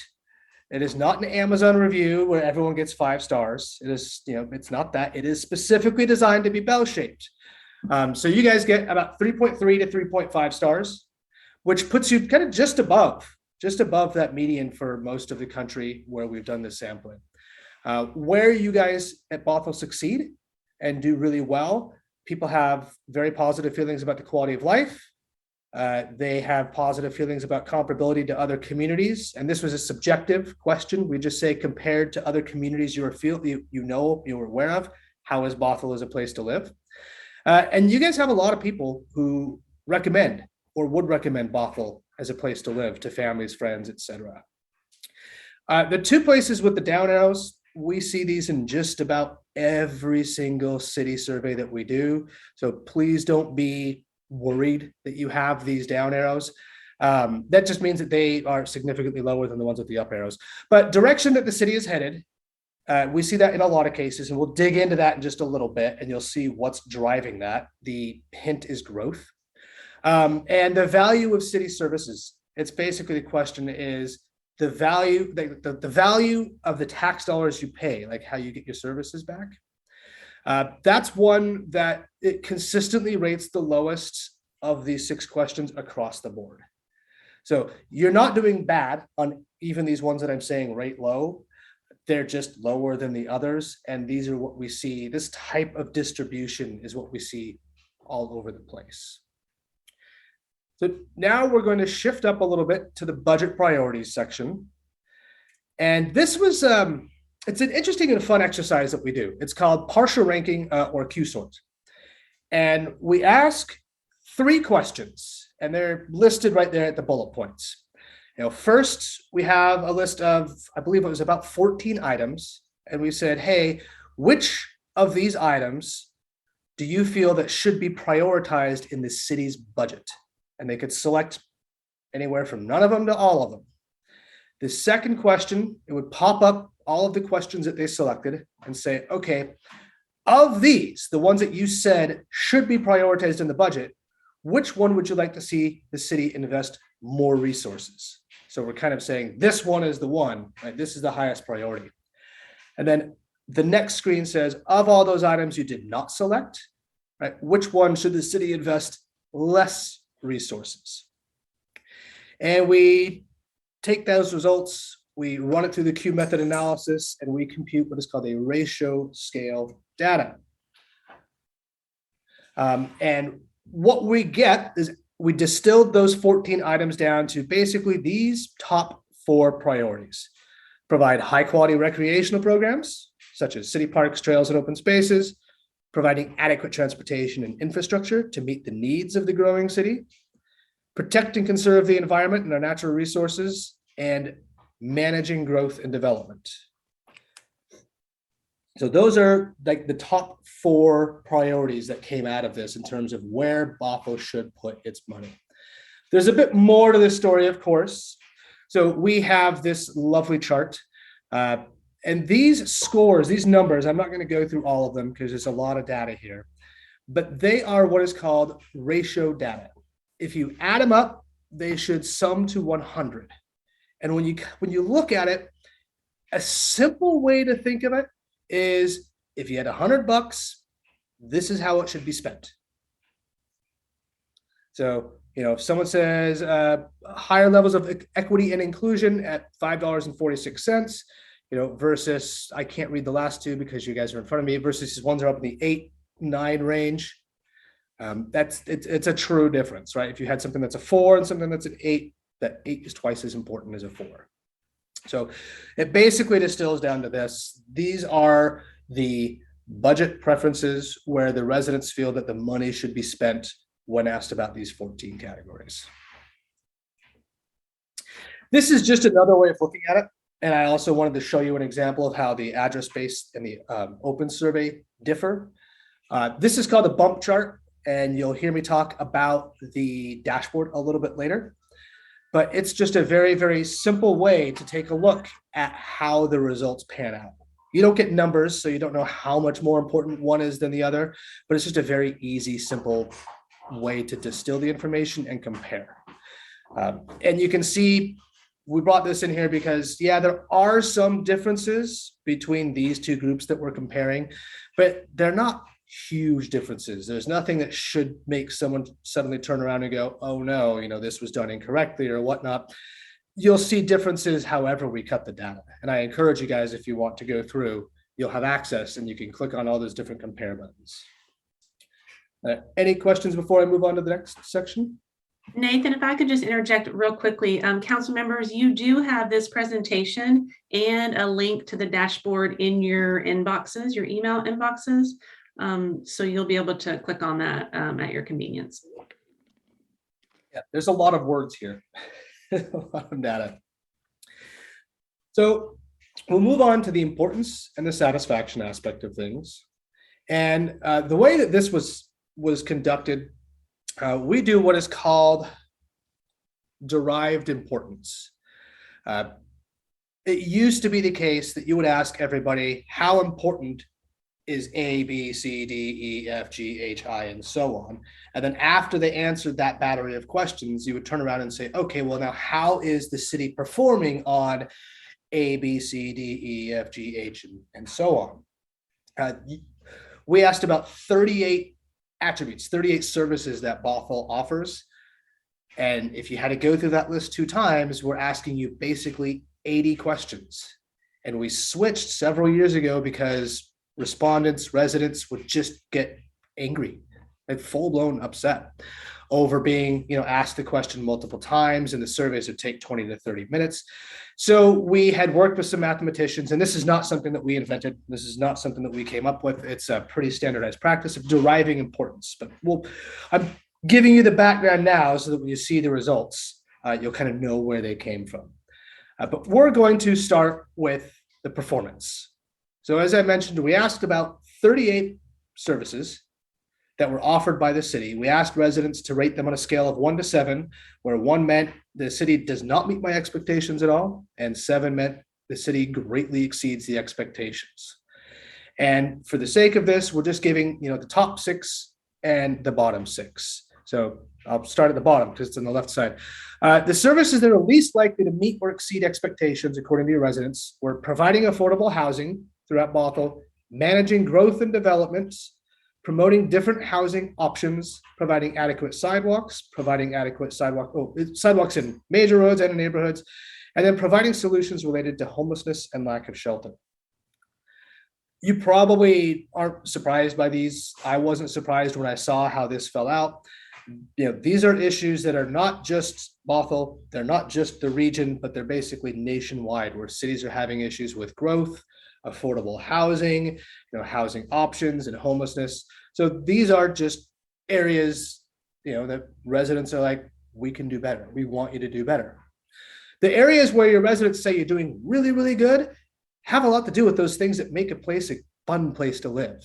So the distance of parks, being safe is nice. So the timely response of, for emergency and a fire, having clean streets, the maintenance and operations of, your playgrounds, your parks, timely response to calls for police assistance, and the availability of recreational trails. So you guys are doing a really good job at keeping up like this high quality of life where people get to do things that they enjoy.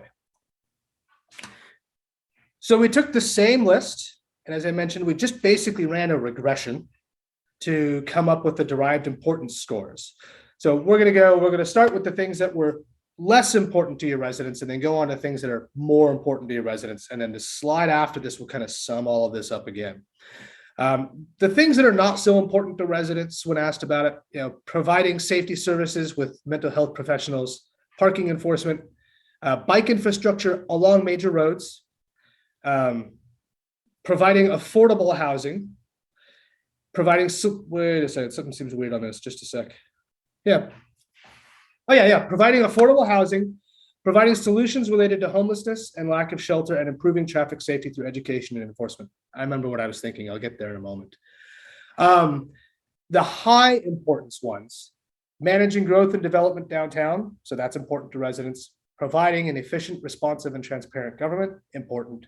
Safeguarding public funds, managing growth in neighborhoods, the availability of recreation programming, and preserving and maintaining the natural open natural spaces. So I got flustered there for a moment because I thought something incorrectly, but it boils down to this. Here are the 6 areas where you guys should focus. What these are areas that are important to your residents. They're basically the 6 that we saw on this slide on the right-hand side. They're the top 6 things that are most important. What they all actually had in common is that when you break it all out and you compare all of the 38 questions to each other, they're rated on a scale from 1 to 7. Your midpoint is 4, right? So 4 means that the city is meeting their expectations. All of these hover right around or just below that 4 mark.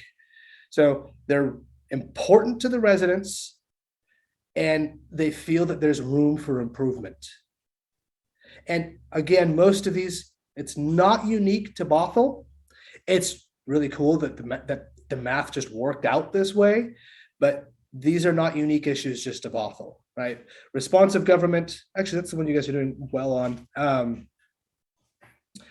Okay, any questions before we move on? The last little bit that we're going to go on, it's basically another way of looking at the same information that you guys. Nathan, I think Councilmember Dorr might have had a question. I didn't see a hand. Yeah, you probably can't see it.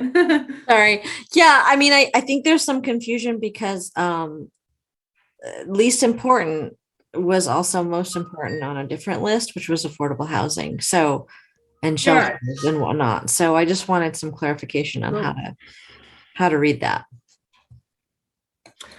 Let me kind of go. So this is why we don't generally ask importance and satisfaction, right? So affordable housing, for example, that is one of the areas that is least likely to meet residents' expectations.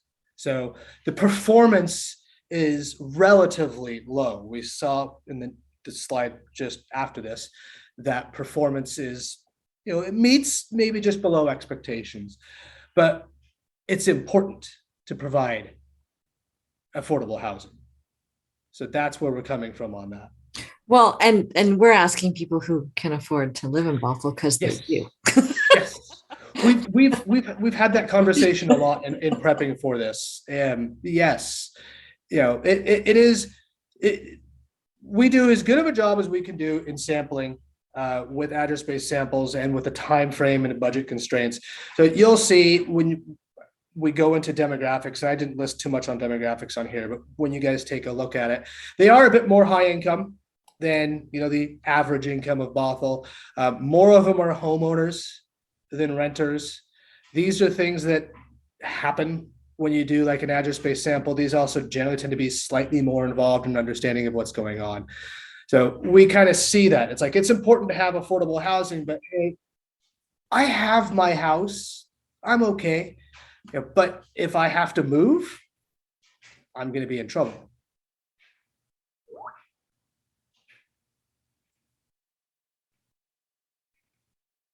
Okay, so on the quadrant analysis, this is just another way of visualizing and explaining the same data that we went through.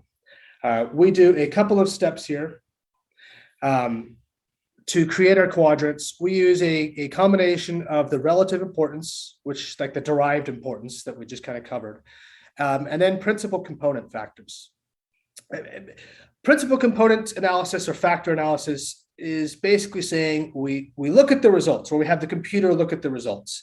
And the computer says, hey, a lot of people answered these questions very similarly. So I'm going to mark them and put them in group A.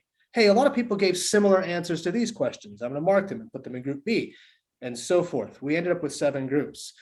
We then look at that and we, it works really well. Computers are good at doing this, but there's some things that don't work narrative. It's like we'll have, parks, outdoor recreation, trails, and then the computer will just somehow decide to lop in, police services in that same group. And so we'll just do a little bit of shifting to just make the story flow a little bit better.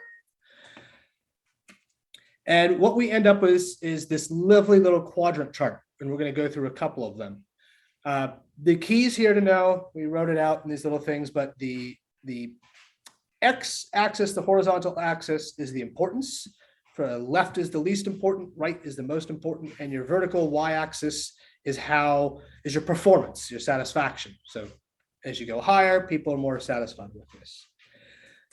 This is a lot of information. I'm not going to read it, but we did distill it down into these 7 buckets.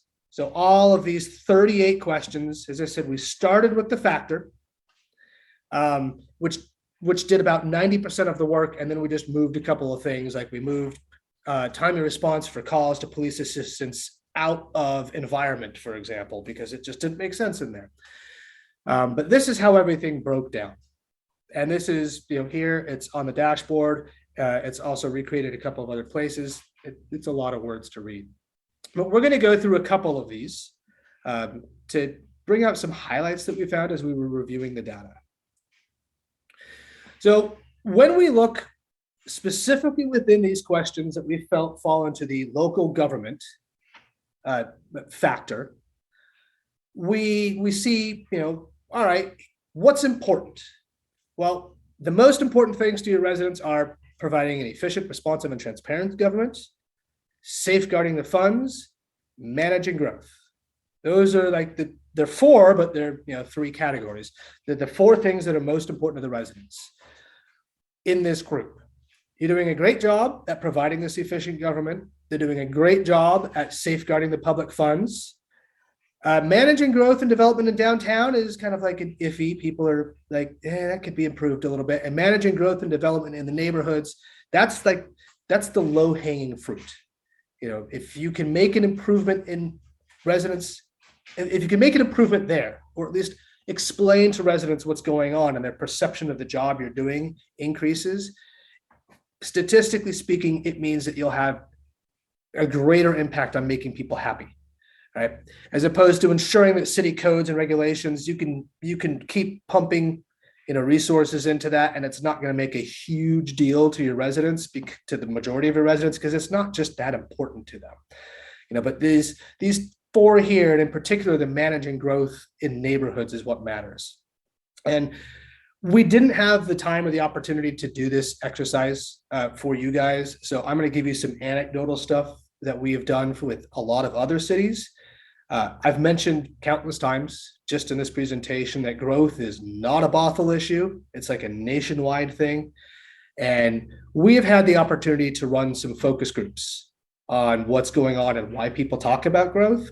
So again, to clarify, this isn't going to, I can't say for certainty that this is what your residents are thinking, but I can give some background because we do this with a lot of cities. People typically fall into a couple of buckets. 1, long-term residents are the ones who feel that growth is bad. They've been to Bothell for a long time. They moved to Bothell for what Bothell was 20 years ago, and they want that back. Your newer residents, they like what Bothell is now. So, this is good for them. The things that we hear back about what can be done about growth, what can be done, why is growth so important? Why are you so dissatisfied with the growth? The number one thing that we hear whenever we ask people about this is the city has no plan. They're letting developers run rampant and do whatever they want. They have no plan at all. They can't do it. What we have found, and it doesn't always work, what we have found is the cities have a plan. It's just that nobody knows about the plan. So it might be a communication thing if you're able to push out some type of communications, something along those lines is what we typically see when it comes to this growth in neighborhoods. So the next section, we managed to actually just naturally get a bucket for outdoor recreation. And this one actually, it's a very good distribution. It's basically how you'd want one of these to break out. The things that are most important, like distance from their home to parks or maintenance of the parks, you're doing really, really well on.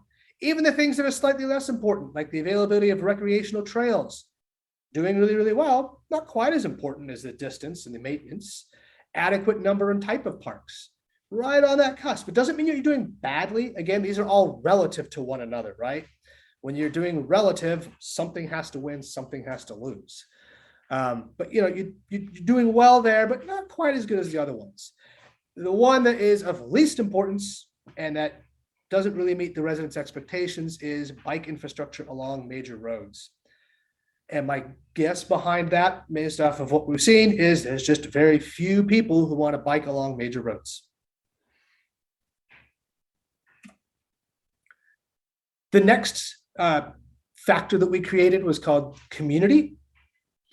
It's the same basic type of analysis, right? So the most important thing is, hey, they want you guys to support community festivals and special events, as well as recreational programming and classes for all residents. So this is a good one where you can see the dichotomy going on here, right?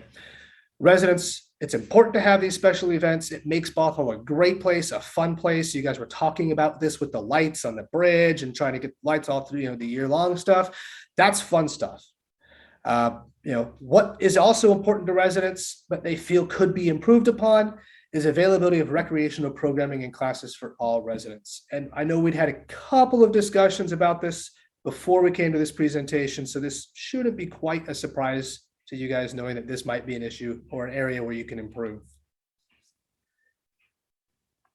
And that is the final quadrant slide that I've got. And the last thing that I've got on here is there is a lot more than this.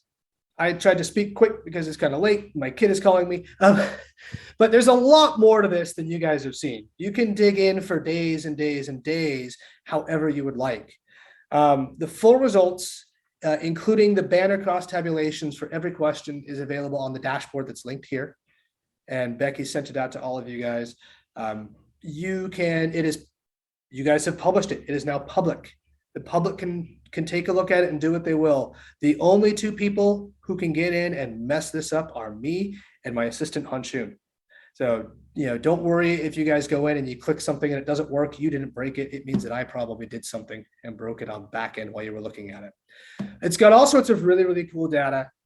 If you want like the very, very quick overview and just want to be able to see how everything pans out, you can go to the bottom of the report. There's this thing called like banners or tabs, banner cross tabulations.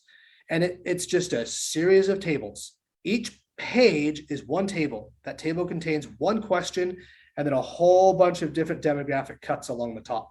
So you can see question by question how different ages, genders, races, ethnicities, and so on felt and answered that specific question. And pending any questions, that's all I've got. Thank you, guys.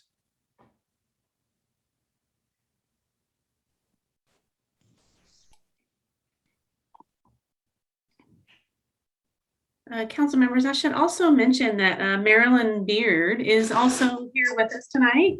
She'll be facilitating your retreat.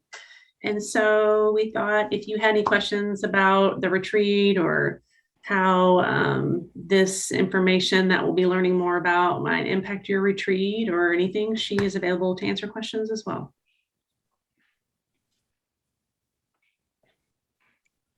Quiet group tonight. Councilmember Aldrich.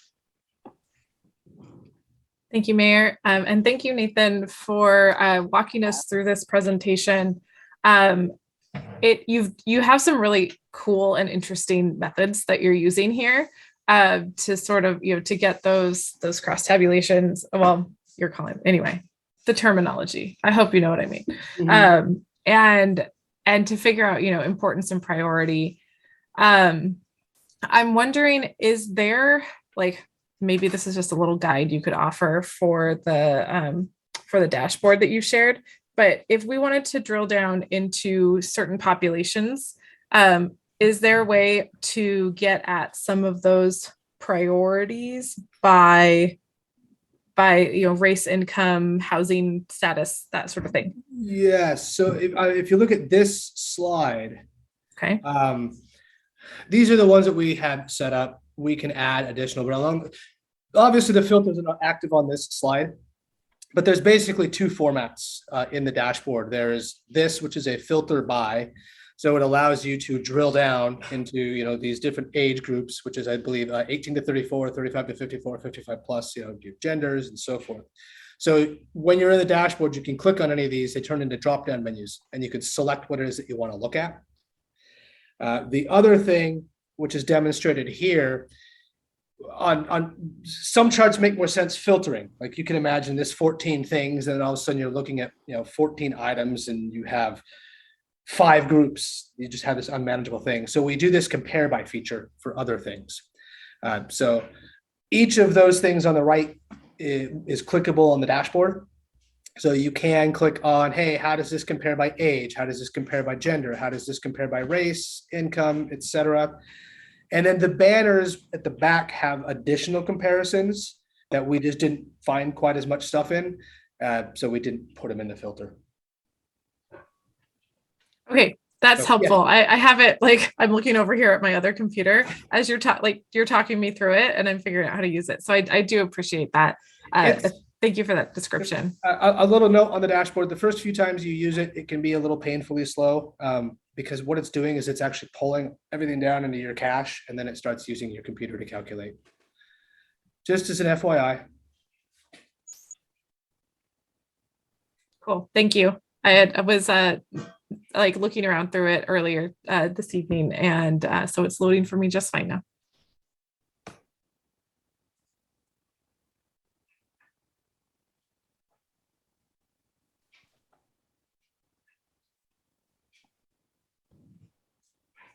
Deputy Mayor Alcabra.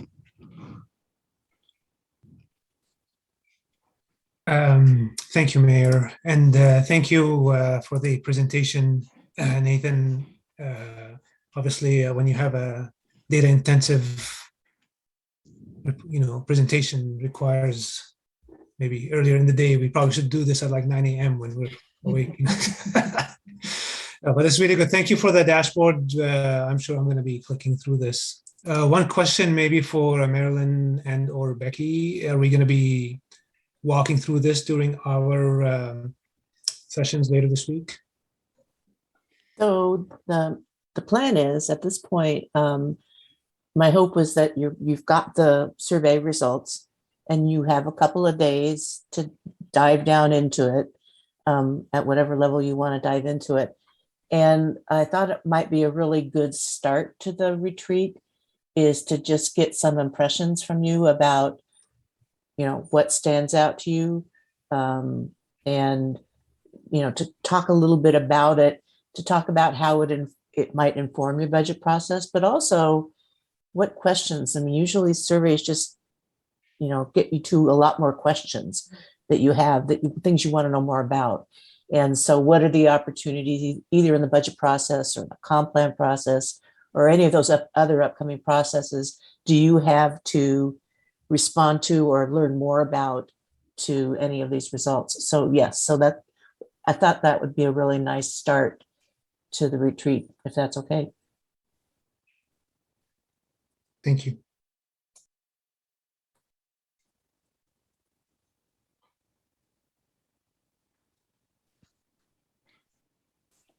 Is everybody just clicking through the data, looking at it over there instead of talking and asking questions? I'm looking forward to digging into the data. I don't see any other comments, but Nathan, thank you for this. This is really interesting. This is really informative, and I'm really looking forward to digging in and being able to bring some impressions on Friday.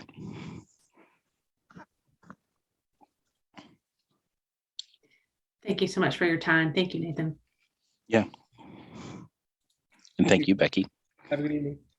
Bye. All right.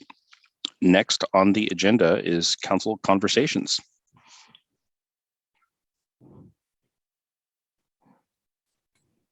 Did we lose Councilmember Zorns? This is usually her area of expertise. Yeah, I was just noticing that Councilmember Zorns is not here with us. We did. She sent a message that she needed to check out at 10 o'clock. Oh, We were close to 10 o'clock tonight for ending, which is still, a good 2 hours earlier than others. Which I will bring that up as a conversation. We've had some monster agendas lately, very, very long meetings. And I've even had community members ask, like, why don't you just meet another time a month? And what would that, how would that affect, the functioning of the city? And I don't necessarily have an opinion either way, but just to talk about it among council members and when we're trying to create, transparency and open government, expecting anybody with a full-time job or, a life outside of council means that you're pulling a double shift, or maybe feels like even a triple sometimes when you're going from, work to home to council meetings and trying to keep up. That said, if you're watching later on 2-speed, that's the way to go. And even then you're still listening for a good 3 hours to some of our meetings. So I'm just going to throw that out there and say, great that we're ending at 10 tonight. Way to go, us. It's a late night. And how do we perhaps, is there a trade-off there to shorten agendas with more frequent meetings? We do only meet 3 times a month. What if we were to meet a 4th time a month? I'm gonna throw that out there. See what you guys think. I like it. Midnight makes it tough to wake up the next day and do the day job. So I'm okay with meeting we're already meeting multiple times a week, or more than 3 times a month, I guess. Seemed like it for the past few months with all the interviews and all that stuff. And we're going to be meeting more than 3 times this month, given that we're doing the budget, the priorities later this week. But again, is staff going to be available for this? I will say that over the last few months, we've had a whole lot of extracurricular activities. We've interviewed boards and commissioners. We've, been interviewing candidates for a city manager job, and there's a lot of stuff that's not regular. And I haven't gone over the May projected agendas with the interim city manager yet at all. But if this last month, at least in my experience, was not normal. So you're predicting 10 p.m. max ending times from now on? Is that what you're saying, Mayor? I said no such thing. I would just say from past experience, I think when there's a new council, meetings tend to last longer because there are more questions. There tends to be more talking. It's not a knock on you. I just have noticed that over the years.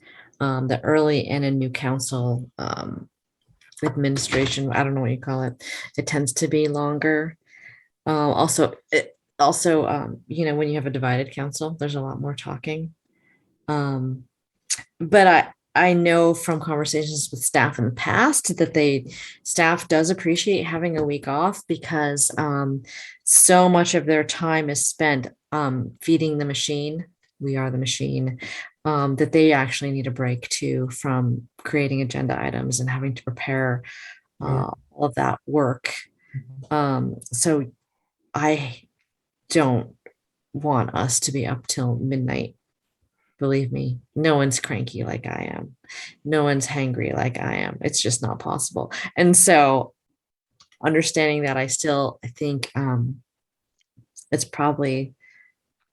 it's just something that we have to kind of survive the first few months, and then it kind of settles out. And ultimately, it's the mayor and the city manager who create the agenda. So if you don't like it,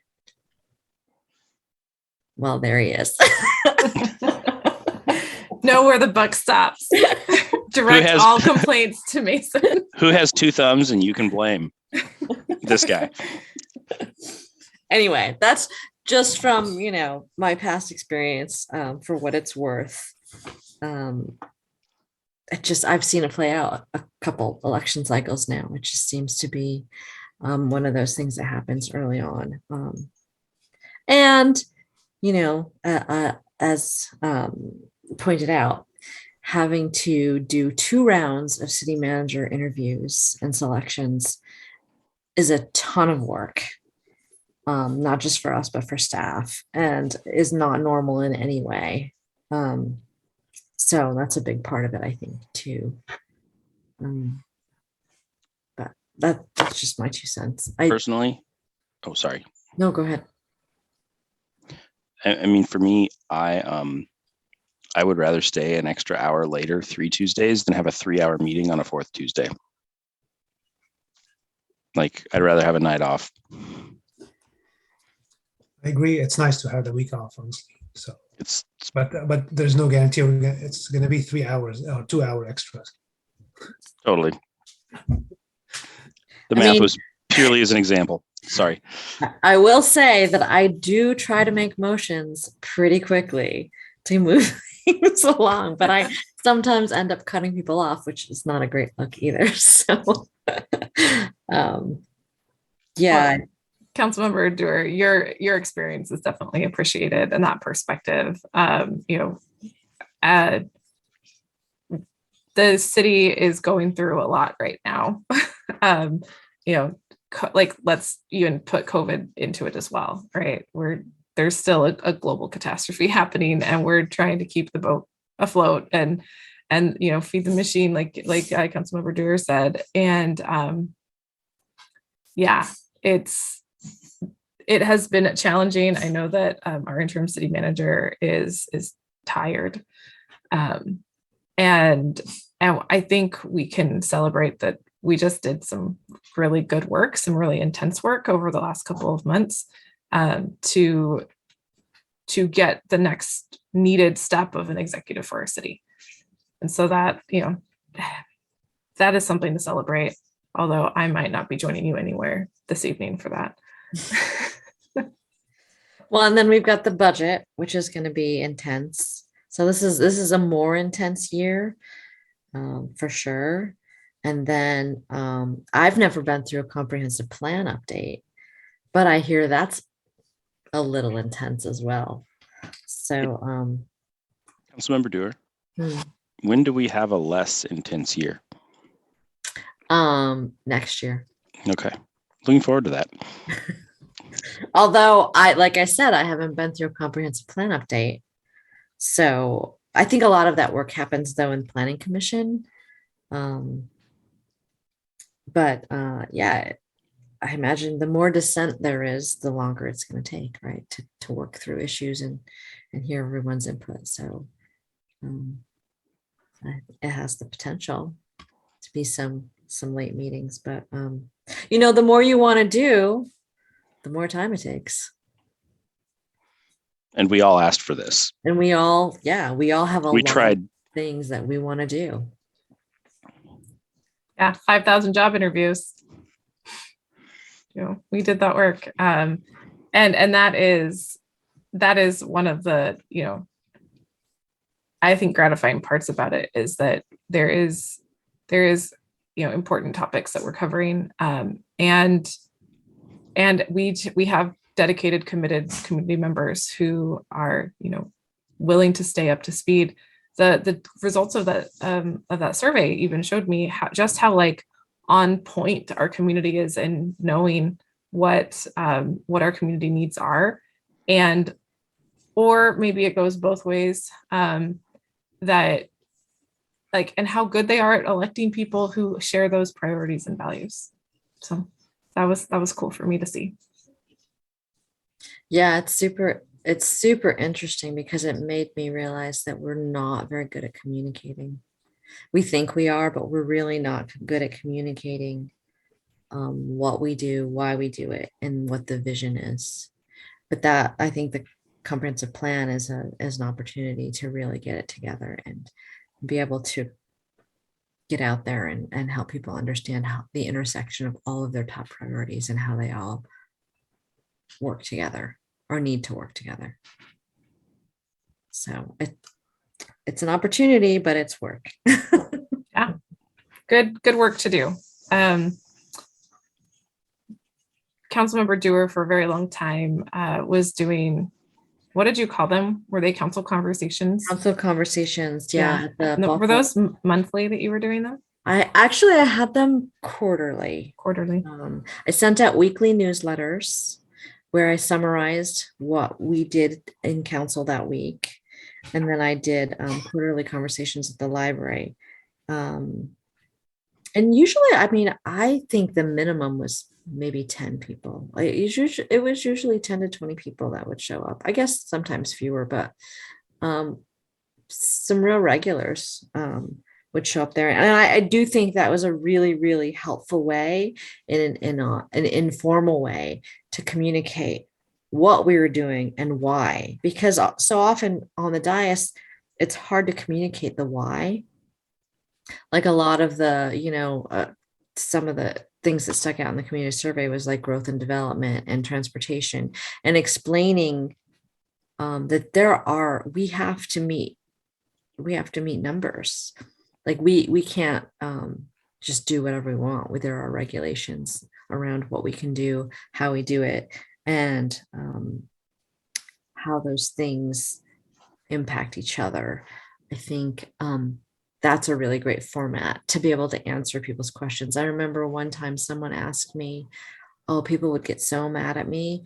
They asked me, why don't you just solve congestion? And I said, well, WashDOT says it, in order to just solve congestion on 405, and 90, that's like $100 billion. And which side of Bellevue would you like to pave over for those additional lanes? And they looked at me like total paradigm shift. No one's ever said that before.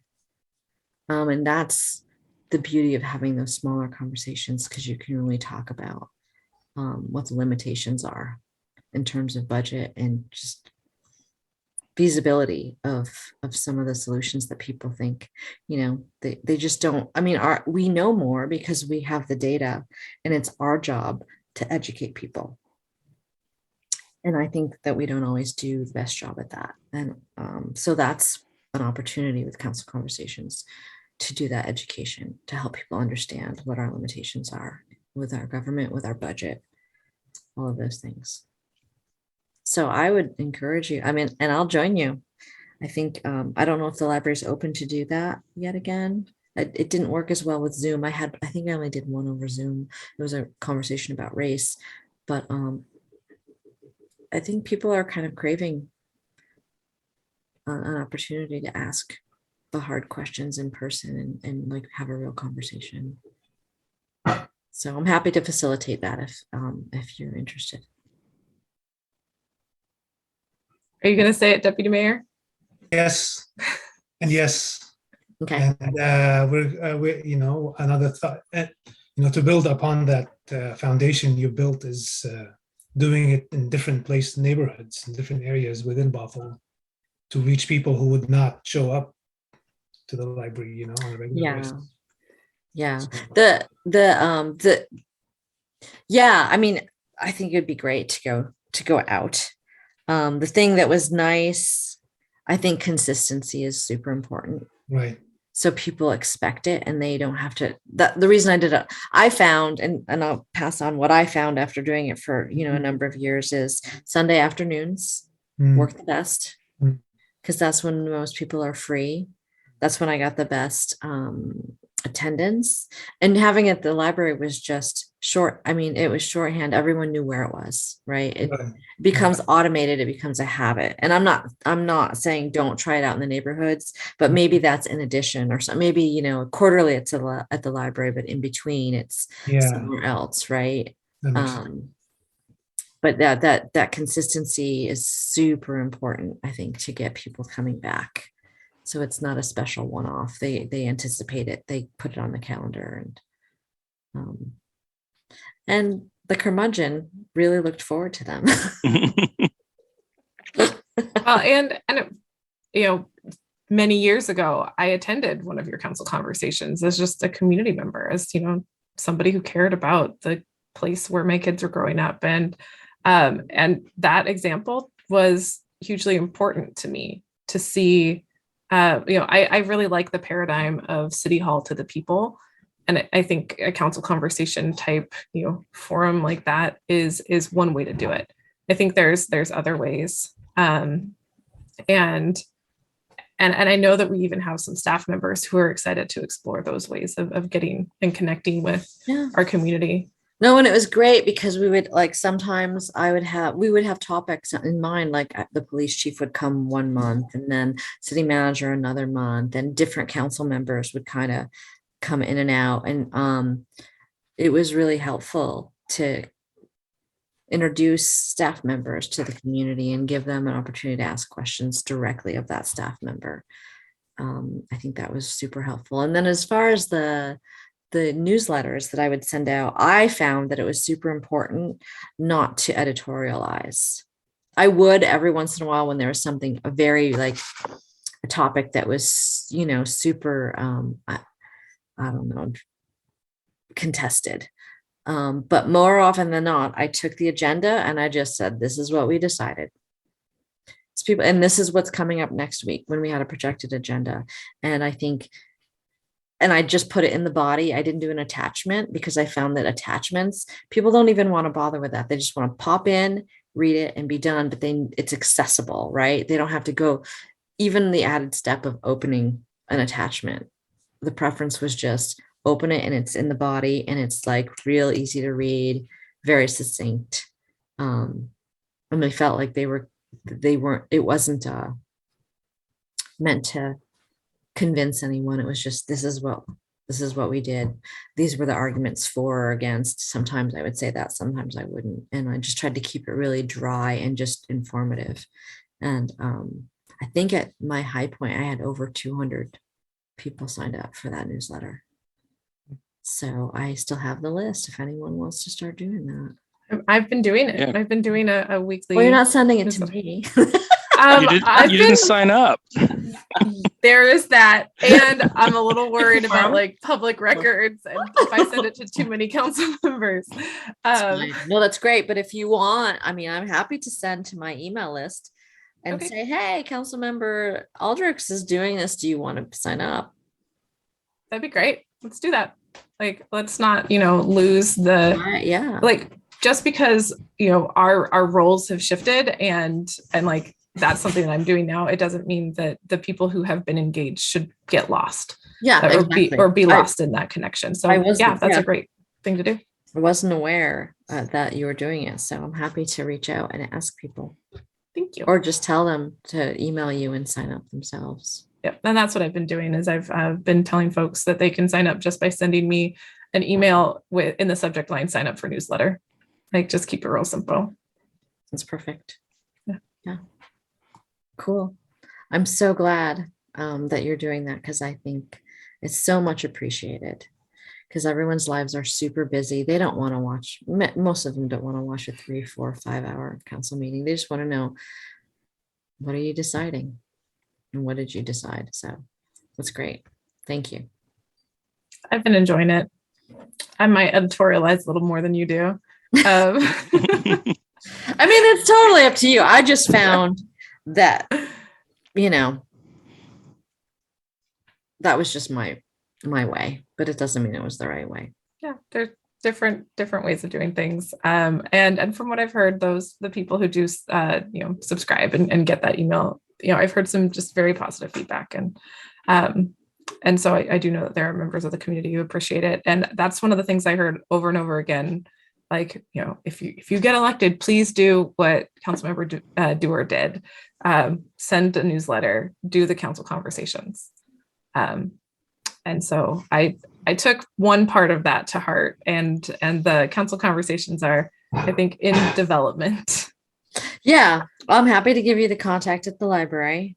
I'm even happy to show up the first couple times with you. I will warn you, you have to develop a thick skin and be able to think on your feet because they do, They ask tough questions, Oh, and they don't take they have sensors for when you don't know. So make sure fess up when you don't know something and get back to them. That's all they want. And just be honest. Just be honest, right? Yeah. I remember the one of them that I attended. It was not an easy topic, and there were not easy questions or answers to be had.